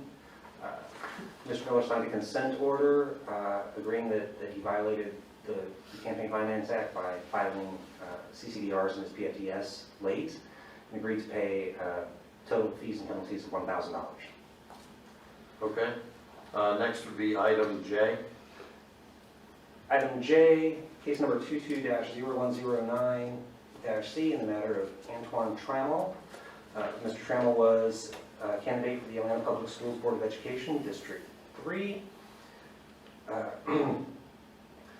He violated OCGA 21534 on 2 occasions. Mr. Trammell responded quickly and showed that his campaigns had dispersed excess funds in accordance with the law, agreed to pay $250 in late fees and $125 in civil penalty. Okay.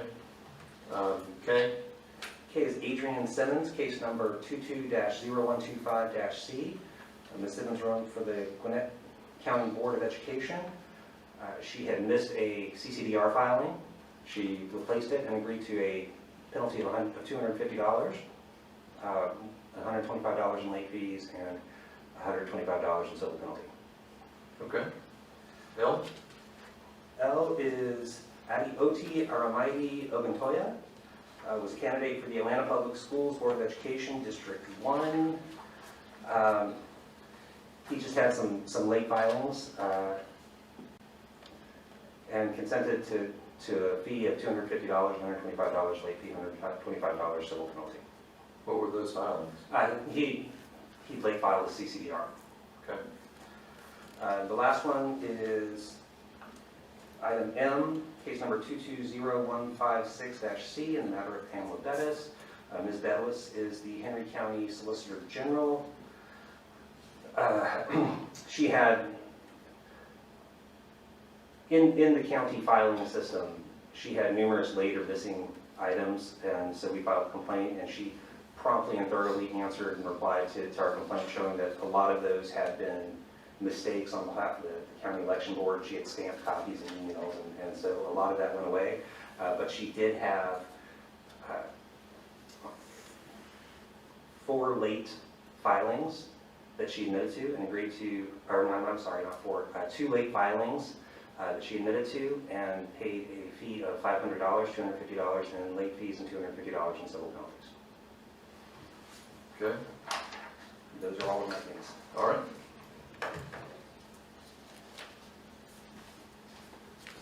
I got just 2 for you, is that right? Yes, sir. Okay, go ahead. Item N. Item N, this is case number 22-0134C, in the matter of Stephen Spring. The respondent was a candidate for City of Atlanta Board of Education, District 7, in the 2021 election cycle. He was unsuccessful in that election.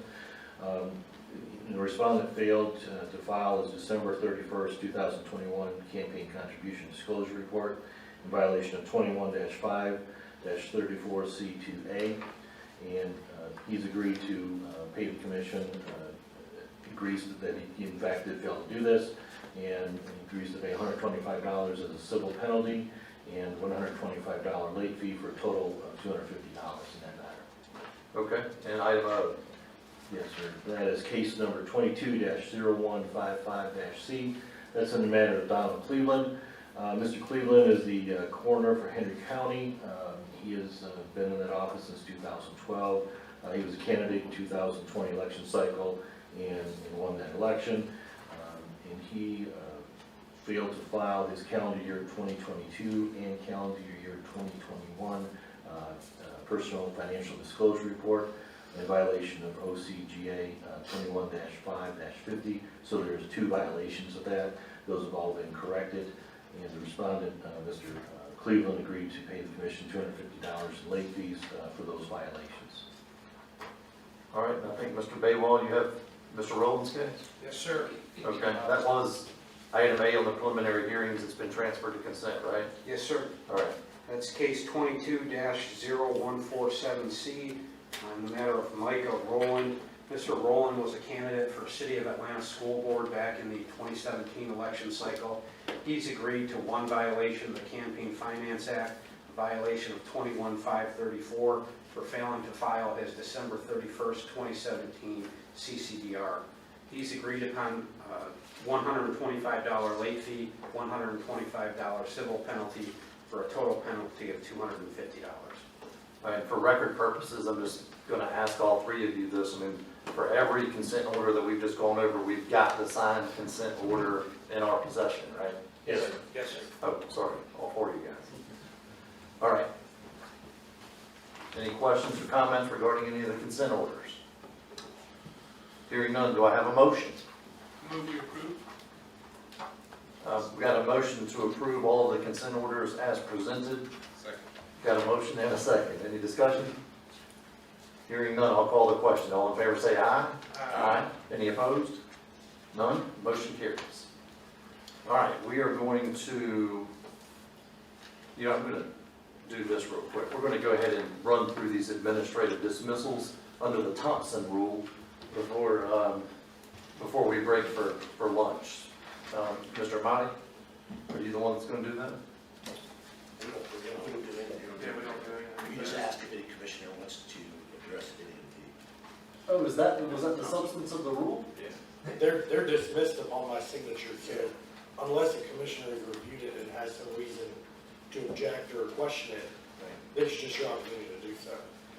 Well, then I'm really glad that we decided to address this before we broke for lunch. All right, so I'll go ahead and ask the question. For any of the administrative dismissals listed in item 5 on the agenda, does any commissioner have any question or comment? All right, hearing none, we will be moving on from that. We will break for lunch. We will come back and I know that item 7 is now off, so we'll hit the 1 rule for consideration. Then we'll have the standing orders for consideration. Then we'll discuss some of the other particulars regarding dates and whatnot for next year. What we're going to do is during lunch, we're going to go ahead and go into executive session. I think that was actually listed, as item 13 on the agenda. So if we're going to that extent, we'll amend the agenda to such where we're going to go into executive session here in a moment. I'll make a motion in order to discuss personnel matters. Mr. Thompson. I just have a procedural question for Mr. Amati. On the consent orders, and I'm not a person to oppose consent orders if people want to sign something. Is it true that when the staff audits the disclosure reports, if they find one that was late but already filed, do they still get a civil penalty? Or is it only individuals who haven't filed the report? Are you guys doing consent orders and giving somebody a civil penalty just because they were late? If it's just late, they just pay a late fee. Right. If there's something else Perfect. that came up, yeah. All right, I'm going to go ahead and make a motion that we recess the open session and that we enter executive session in order to discuss personnel matters. Do I have a second? We got a motion and a second. Any discussion? Hearing none, I'll call the question. All in favor say aye. Aye. Any opposed? All right, we will be in executive session.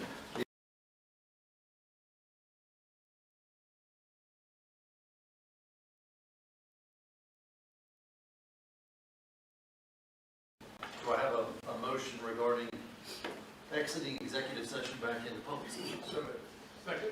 Got a motion and a second. Any discussion? Hearing none, I'll call the question. All in favor say aye. Aye. Any opposed? None. So we're going to go back to the regular agenda. And we are to item number 6.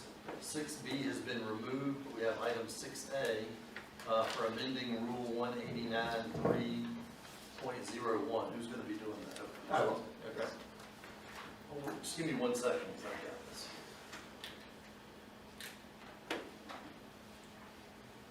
Okay, go ahead. All right, the purpose of this is to amend Rule 189-3-.01, which has to do with campaign contribution disclosure reports. 189-3-.01, a lot of the replacements has to do with wording of which report is replaced by campaign contribution disclosure report, just to make sure that everyone knows it is a campaign contribution disclosure report which needs to be filed. The relevant portion that I will draw your attention to that the rule is seeking to replace language is number 4, and that's going to be 4A. The General Assembly, originally this rule coincided with, by statute, what the General Assembly applied for the disclosure reports. But mainly this one has to do with people who do not qualify to run for office. So the previous rule stated that those who do not qualify to run for office in a primary must file the June 30th and the January 31 report. It doesn't really make sense on our filing system, and the General Assembly ultimately has done away with the January 31 filing, so this is seeking to replace the January 31st with the December 31st report.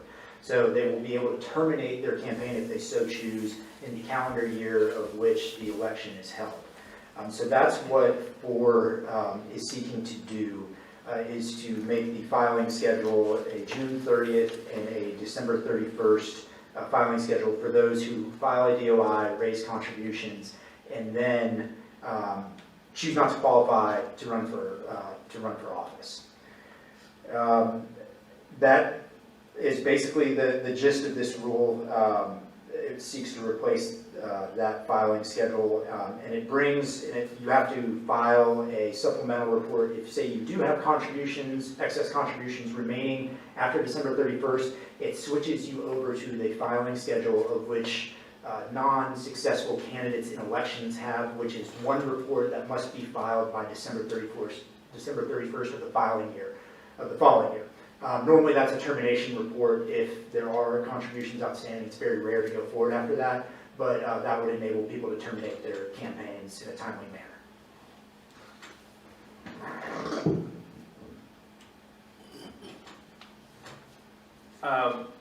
My understanding is this is conforming to legislation that was passed? Yes.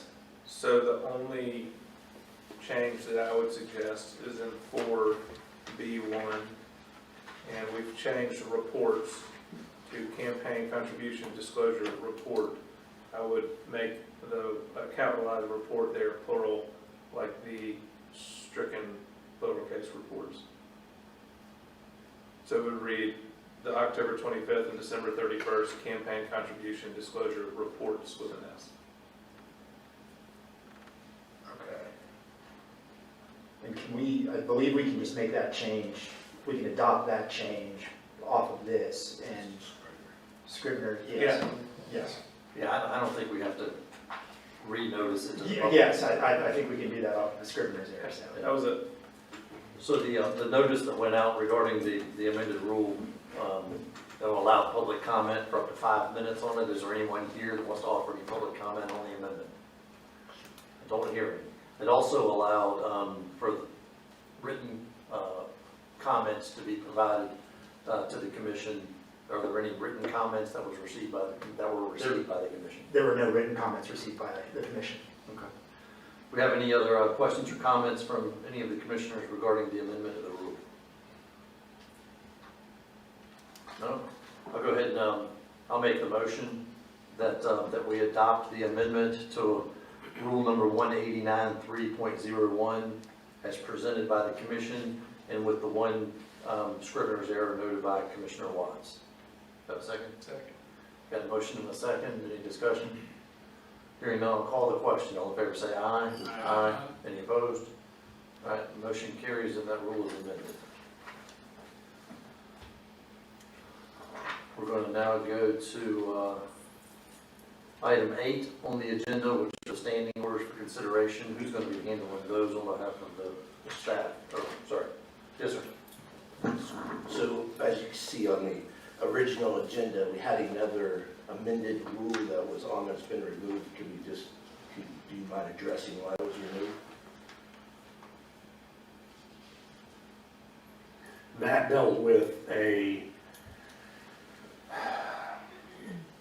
the original rule we were seeking to address was a rule that dealt with how to value and report air travel which was provided to a candidate. Without getting too in the weeds, the existing rule is not really workable. It's extremely onerous. It was passed over a decade ago, and I think there's a better way to go about doing it. I want to take a little more time and chew on exactly how we go about doing it. So I don't think it's ripe yet for commission consideration.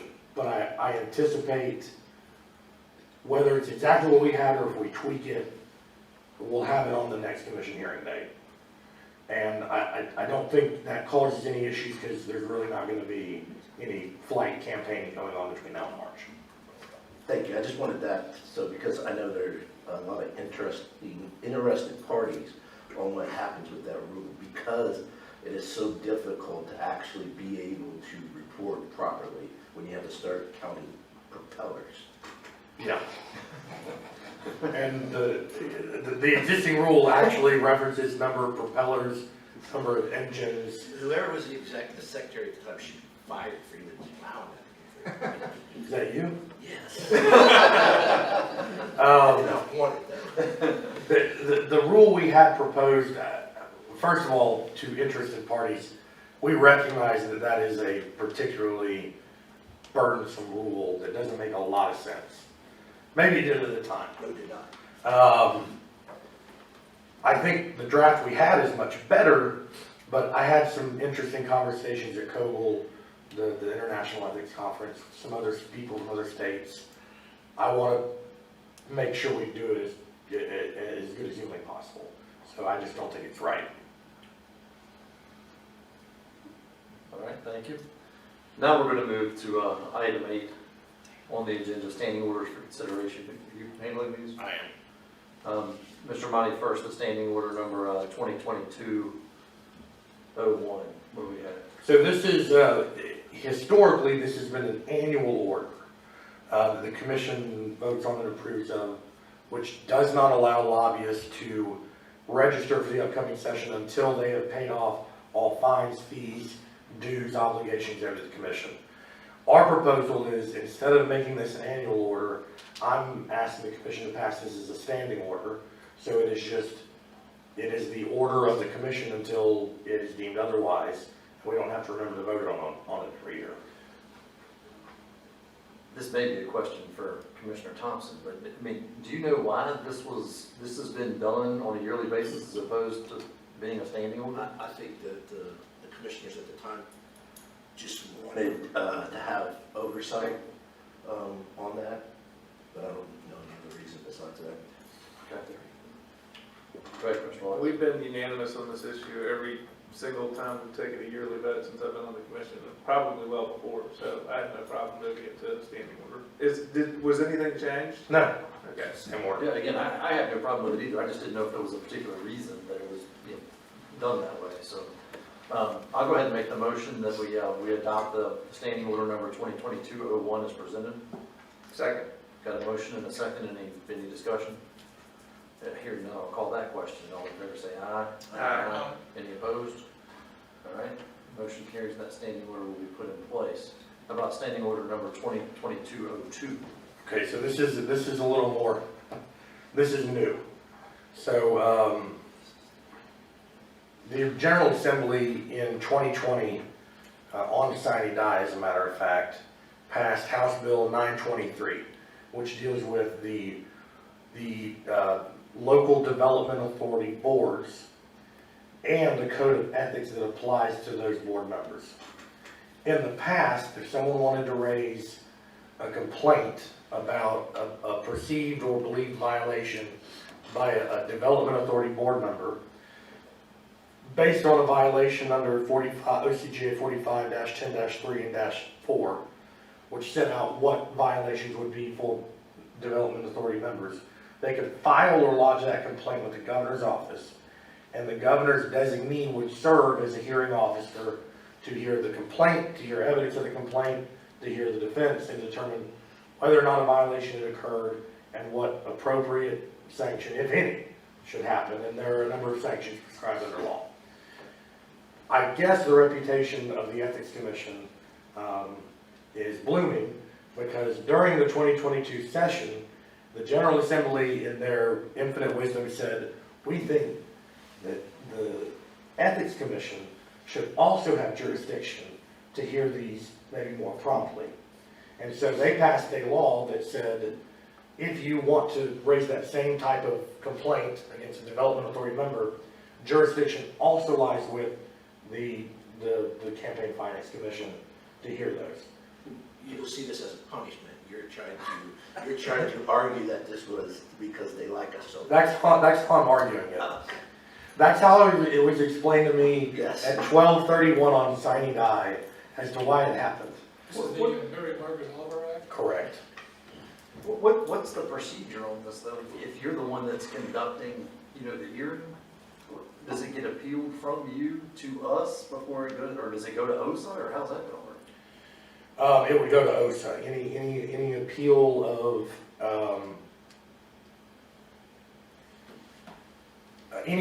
a ruling by the hearing officer, whoever the hearing officer is, would be appealed in the same manner under the Administrative Procedures Act. So this is just gonna be, something that's just, that we have no part in, essentially? Well, I'm proposing that way unless you five want to be a part of each of you talk about spinning it as a reward or punishment. I'm proposing that the standing order appoint the executive secretary as the hearing officer. So the only part we would have is if you had a conflict. Correct. And then it would be brought to us to designate Correct. an agent to take your place because of your conflict. Yes. Or if someone believed I had a conflict, they could file an objection to my serving and then bring that before the commission to make a decision on. Now, where is that? In the standing rule or in the Yeah, law? It's number 2 or number 4. Yeah. Judicial review of the Administrative Procedures Act, number 3, conflict of interest, number 4. Okay, now, they get sorry. That's okay, go ahead. Whoever's filing this ethics complaint against, it's only local development authorities? Correct. Give me an example of a local development. Well, I believe it's local development authorities with a population above, and I don't know that exact number. I assume it's like the IDA, the county IDA or something. Okay. I can give you an example. Yeah. I sit on the Development Authority Board for Fayette County. Okay. So it would be if our board made a decision that somebody didn't like, abated taxes for something that they didn't like, they could file a complaint that we did something wrong. Ethically. Yeah. Ethically did something wrong. You would have to then excuse yourself because it'd be a conflict Sure. of interest. Sure. And I would have to excuse myself, but the point is, it is for, if they've done something ethically wrong, that perceived to be wrong, they can file a complaint with this body. I mean, this has got to be the only function that we serve outside of the Campaign Finance Act, right? Yeah, this is new turf. I mean, because this is talking about But the governor, a whole different kind of is ethics. still there. Yeah. Yeah, that was my next question though. So the governor's appointed hearing officer can still be chosen by the litigant, yeah. Yeah, it creates dual track jurisdiction, where if they choose to go and file with the governor's office, the governor's designee would be the hearing officer. But if they so choose to file it with the commission, whoever, presuming for a second you agree that it's the executive director, they would serve as the hearing officer. And to your question about some examples, it's codified what the various violations might be. Commissioner Hayes' example being one of them. But for example, a commissioner can engage in any business directly or indirectly where they have a financial interest in, development authority issues. They will, if in fact a development authority board member discreetly or covertly was engaging in, that would be something they would say, well, you're monetarily profiting, you should be removed. I own the land. Yes. And therefore I vote on the deal. Yeah. And I get compensated by owning the land. So, does the law state that the hearing officer, does the law state that we have to designate a hearing officer, or can we bring these before the full body? Well, so the law doesn't state we have to designate a hearing officer. Right now, the only option, I believe, would be to schedule all of the commission, to get a quorum of the commission scheduled for each and every complaint that would be filed. But we could also, by what date do these things have to be heard? Because what if we put them on our regular calendars? The procedure would be under the Administrative Procedures Act, and I believe, and Ms. Young bailed me out, isn't there a 30-day window upon a demand for a hearing under the APA? There's not a specific time limit under the APA, under the OSA rules. Okay, that's what There is a 30-day suggested time period in which you should file it, but there's no penalty for not meeting that deadline, and many agencies routinely miss that deadline. I will just say that.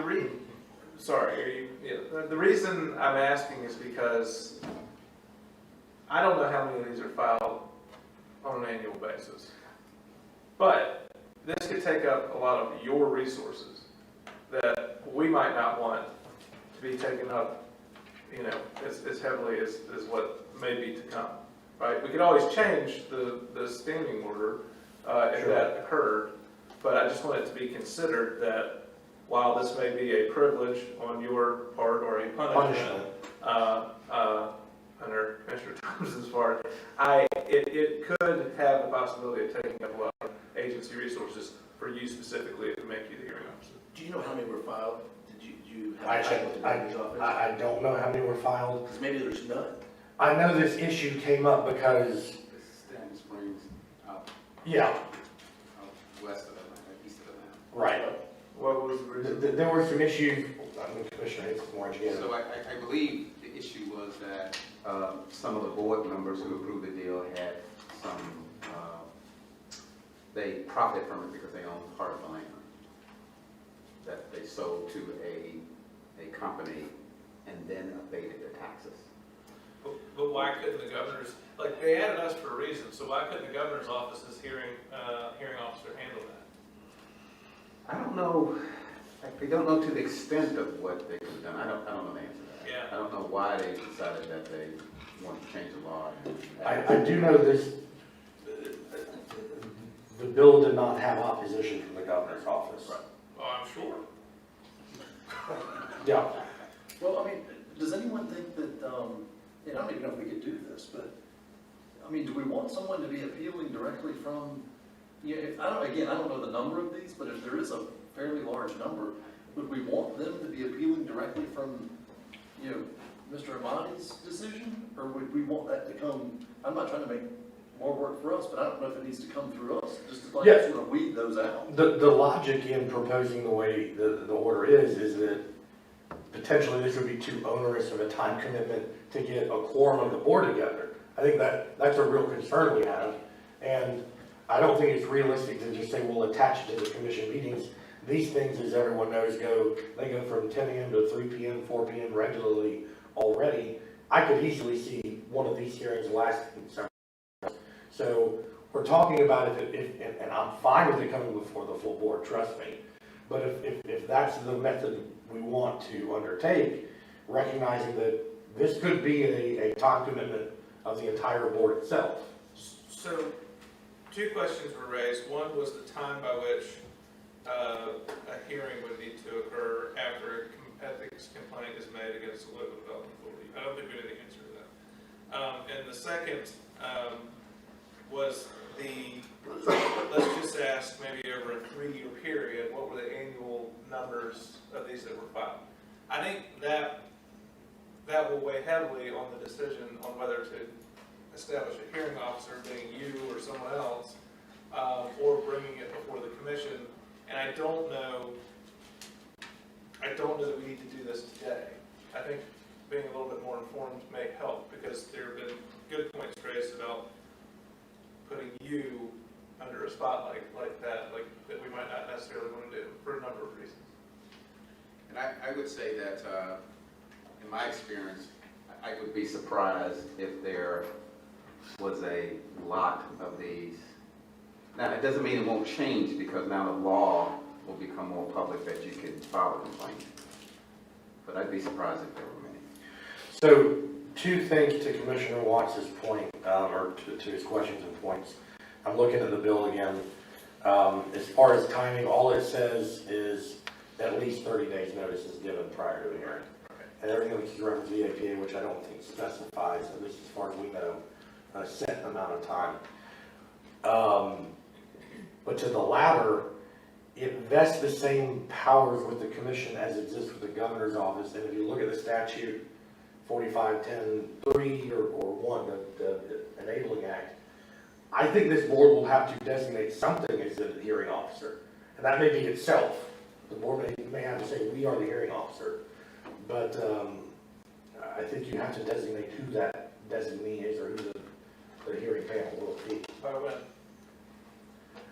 There's no pressing time frame right now because you don't have an active complaint, but I think you have potentially legal recourse if you don't designate who the hearing panel is, and then you serve as the hearing panel and issue a ruling, potentially remove someone from the development authority without having taken up that issue.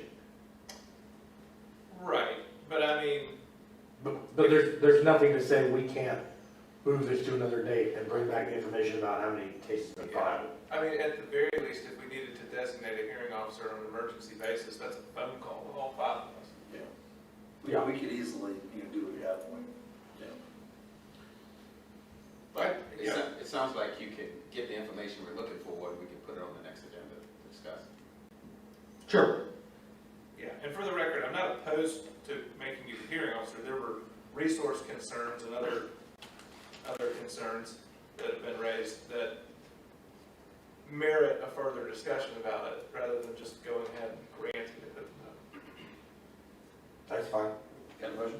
I motion to move standing order number 2022-02,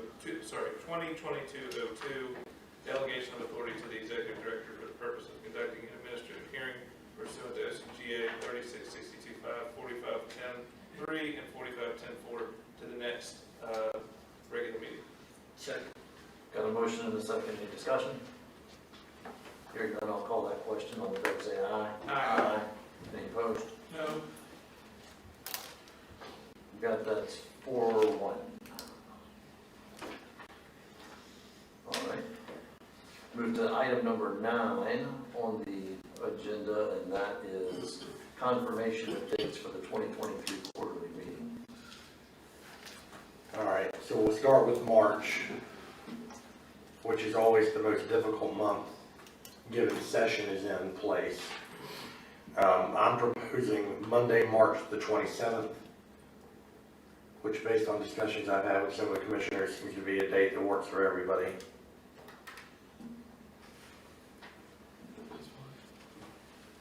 Okay. June, we have a couple options. We can do Thursday, June the 15th, or Thursday, June the 22nd. Then we go back to Mondays. Just when we're in session. Is that a space issue? I thought it was Mondays in general. In general. Oh, It's Savannah trip. Yeah. Yeah, I much prefer having it that way. Okay. Again, I'm not being selfish about it, it just makes it easier. Okay. I need to adjust my dates.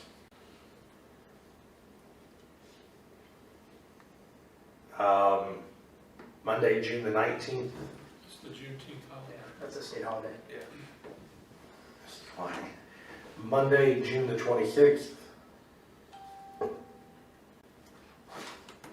Is that July 4th thing that we ran into a couple years ago? Or is No, that would be the next week. Okay. Well, maybe.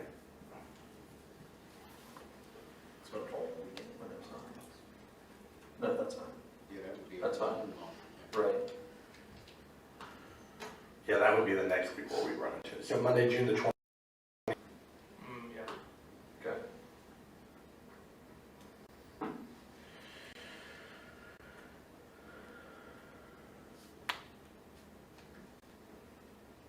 So, okay, let's say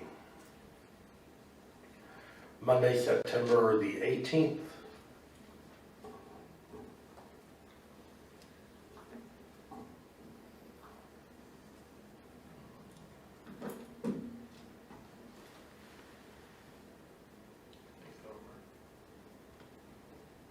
What is it again?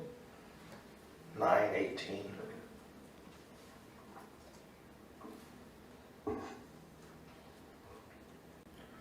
Any issue with that from any of the commissioners? No, sure.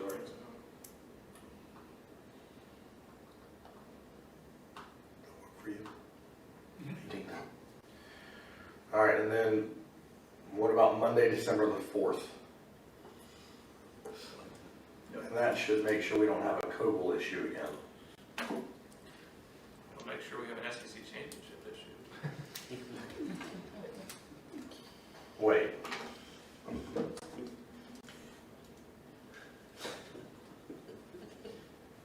It might be that weekend. It'll be the second, yeah. I'll already be up here. Yeah, I know.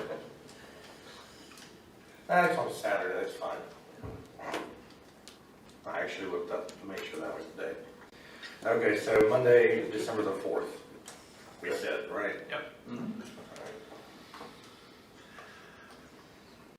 Do you have a report this time? Yeah, so first I'd like to introduce Mr. Knittel, who y'all heard from earlier.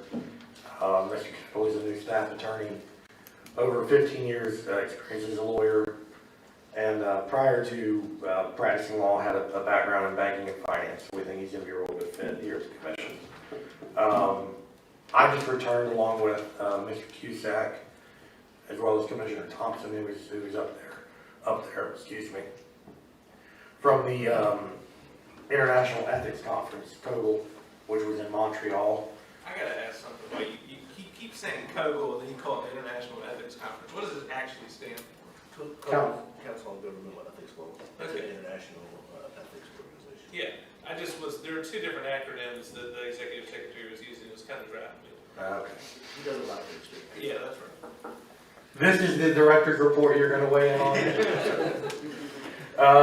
So we just got back from COBOL. Some interesting topics that were discussed up there involving disinformation, how that affects campaigns and potentially campaign finance. You know, the increasing difficulty in tracking and following dark money, which this board is somewhat familiar with, and which, you know, it struck me that a lot, and Commissioner Thompson and I talked about this, a lot of these issues that different states are addressing, we've sort of been on the front end of, because we're one of the more tightly contested states. So I think we tend to be one of the first states to see a lot of these emerging issues in the world of campaigns and campaign finance. There's also an interesting discussion, which in some ways was illuminating, in some ways I walked away dumber, regarding cryptocurrency, the future of crypto and how that's going to be regulated by campaign finance. That's something I think we're going to have to chew on and consider. It's already regulated by the FEC. It is, and They have rules. And there are maybe a dozen states that have formal guidance on this. We're one of two that have informal guidance, but so we don't have anything formally adopted via rule or legislation. But we're not any of the states that have just no guidance, and there are several states that have no guidance, and that's causing problems, as I understand it, for some of them. Several states don't even know what it is. Right, right. But it was interesting, and I credit staff for this. During the campaign finance and litigation and legislation updates, Georgia was one of the states that was talked about quite a bit. A number of cases that had some publicity or were significant or legally nuanced enough that other people took notice that the Georgia Commission was talked about on more than one occasion. The legislation and litigation. So credit to staff for their hard work. Mr. Cusack became an international superstar, and one of my staff went with me, and they actually have a video of his taking over the session from the crowd. Yeah, there was actually a panel discussing significant litigation, and the moderator called out Georgia and went into the crowd to fight Mr. Cusack, handed him the microphone and asked him to talk about several different cases that, I won't go into each of the cases, but there were several cases they wanted him to talk about that the commission had litigated before the board. So We'll see if we can't get that video up on the website. right next to the picture of Commissioner Thompson on the agency. But it was the first COBOL conference we've been to in 3 years because of COVID and virtual. And I had been to one a few months after becoming the executive secretary here initially. And it was interesting to see the difference in, hearing everyone talk about all the great things other people have done versus, I forgot about some of the stuff they were talking about in, a few years. So that was certainly interesting and enjoyable. But that, Mr. Chairman, is all I have. All right. Ms. Young, do you have a report from the AG's office? We do. There were several cases I wanted to update y'all on that are in litigation right now. And I'll start first with the subpoena matter that we had with the Abrams campaign and New Georgia Project, because it touches on, enforcement of commission subpoenas, which we were talking about earlier this morning, what happens when somebody doesn't respond or doesn't adequately respond. And we talked about the process of getting enforcement through OSA. There are sometimes cases where you need to go to Superior Court. Sometimes if you don't have the information to find reasonable cause for a violation of the act, you simply suspect there might be, and you need the information to make that claim. The other way you can go about it is to file a motion to enforce subpoenas in Superior Court. That's what the Commission did in these cases. The issue was whether or not there was coordination between the Abrams campaign and New Georgia Project and another entity called Fair Fight Action. It was suspected, but there was not at that time sufficient grounds to bring it to the Commission for a vote on reasonable cause. Ms. Young, if I may, just real briefly, it was actually Fair Count, not Fair Fight. You're right. Sorry, I apologize. Which is a completely different organization that we are not in litigation with. That's correct. It was a bit confusing because, this was kind of a one amalgamated entity that spun off into several entities and ended up being separate entities during the process. And if we have to proceed in Superior Court because there hasn't been a probable cause hearing here to send the issue to OSA, would we then have contempt authority because we went through the Superior Court to enforce our subpoena? Right. Assuming the Superior Court enters an order enforcing the subpoena, Yeah. at that point, that is easily enforceable if they fail to comply, in general. That's not what happened here, though. We had the court first refused to enforce it altogether. That went out to the Georgia Court of Appeals the first time, and the Court of Appeals said, no, this commission has authority to enforce these subpoenas. Then Judge Barwick in Fulton Superior Court decided that the subpoena was overbroad and wished to narrow it. The commission had sought all communications between the Abrams campaign and these other parties. The responses that the commission got from the Abrams campaign is, we have some communications, but they're just not relevant to your investigation, so we're not going to produce them. New Georgia Project said, we have not been able to identify any responsive documents, and then Fair Count said we don't have any responsive documents. So the Court of Appeals said, as to the Abrams campaign, the fact that they did not file a motion to quash the subpoena before this commission, or in Superior Court affirmatively seek relief from the Superior Court to quash the subpoena, means they cannot come in and contest the scope of the subpoena. The Fulton judge could either enforce it, or if there's a reason not to enforce it, such as you've already complied or you weren't properly served or something like that, that's what the Superior Court can do. But the Superior Court cannot come in and slice and dice or narrow down what the subpoena is asking for a party that hasn't affirmatively sought relief at one of those levels. And then as to New Georgia Project and fair count, there was a difference of opinion among the judges. The majority view was that both of those organizations had sufficiently represented that they didn't have any responsive documents. One of the judges dissented, saying that New Georgia Project's response was vague as to whether or not they had they actually didn't have any documents and had looked and not found any, or whether they just hadn't identified any documents, which could be an indication that perhaps they hadn't been searched. So, but that's where we are. It's good instruction for what both the commission needs to do with subpoenas going forward, and how a responding party needs to conduct themselves if they're going to substantively contest the scope of those subpoenas.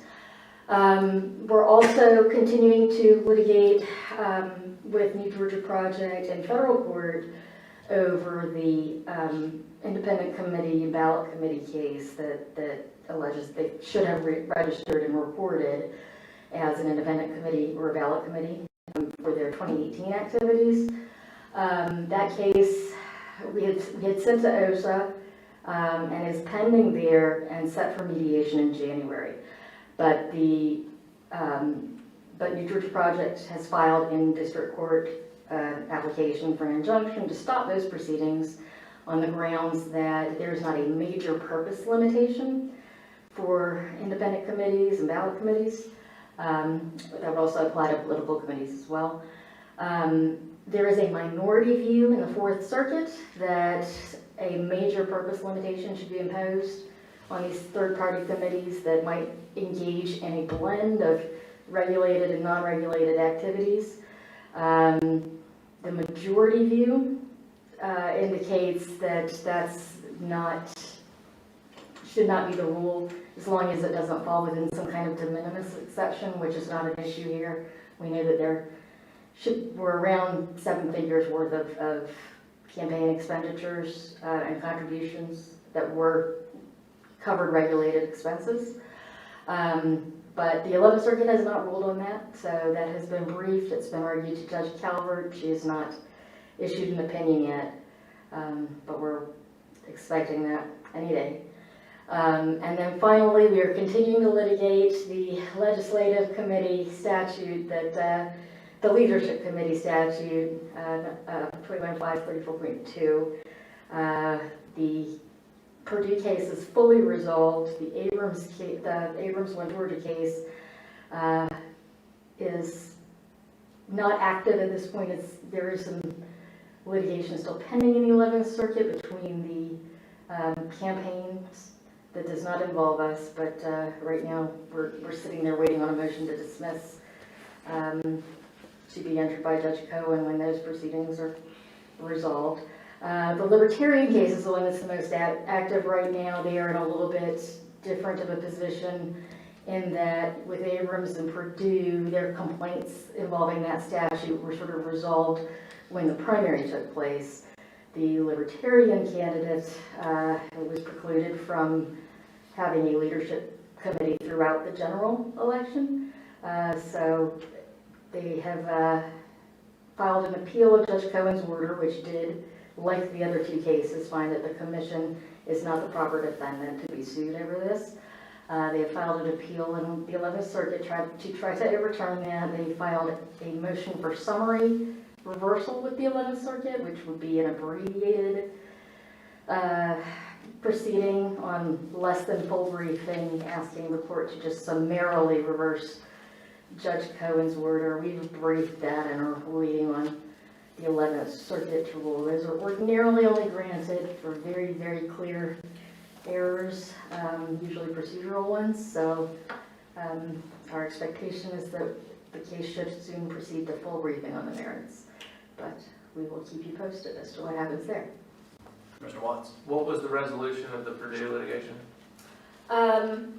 Essentially, it was mooted out by the primary, and the only issues really remaining that could have been presented were on attorney's fees against the Kemp campaign, and they just agreed to dismiss that appeal and wind it up.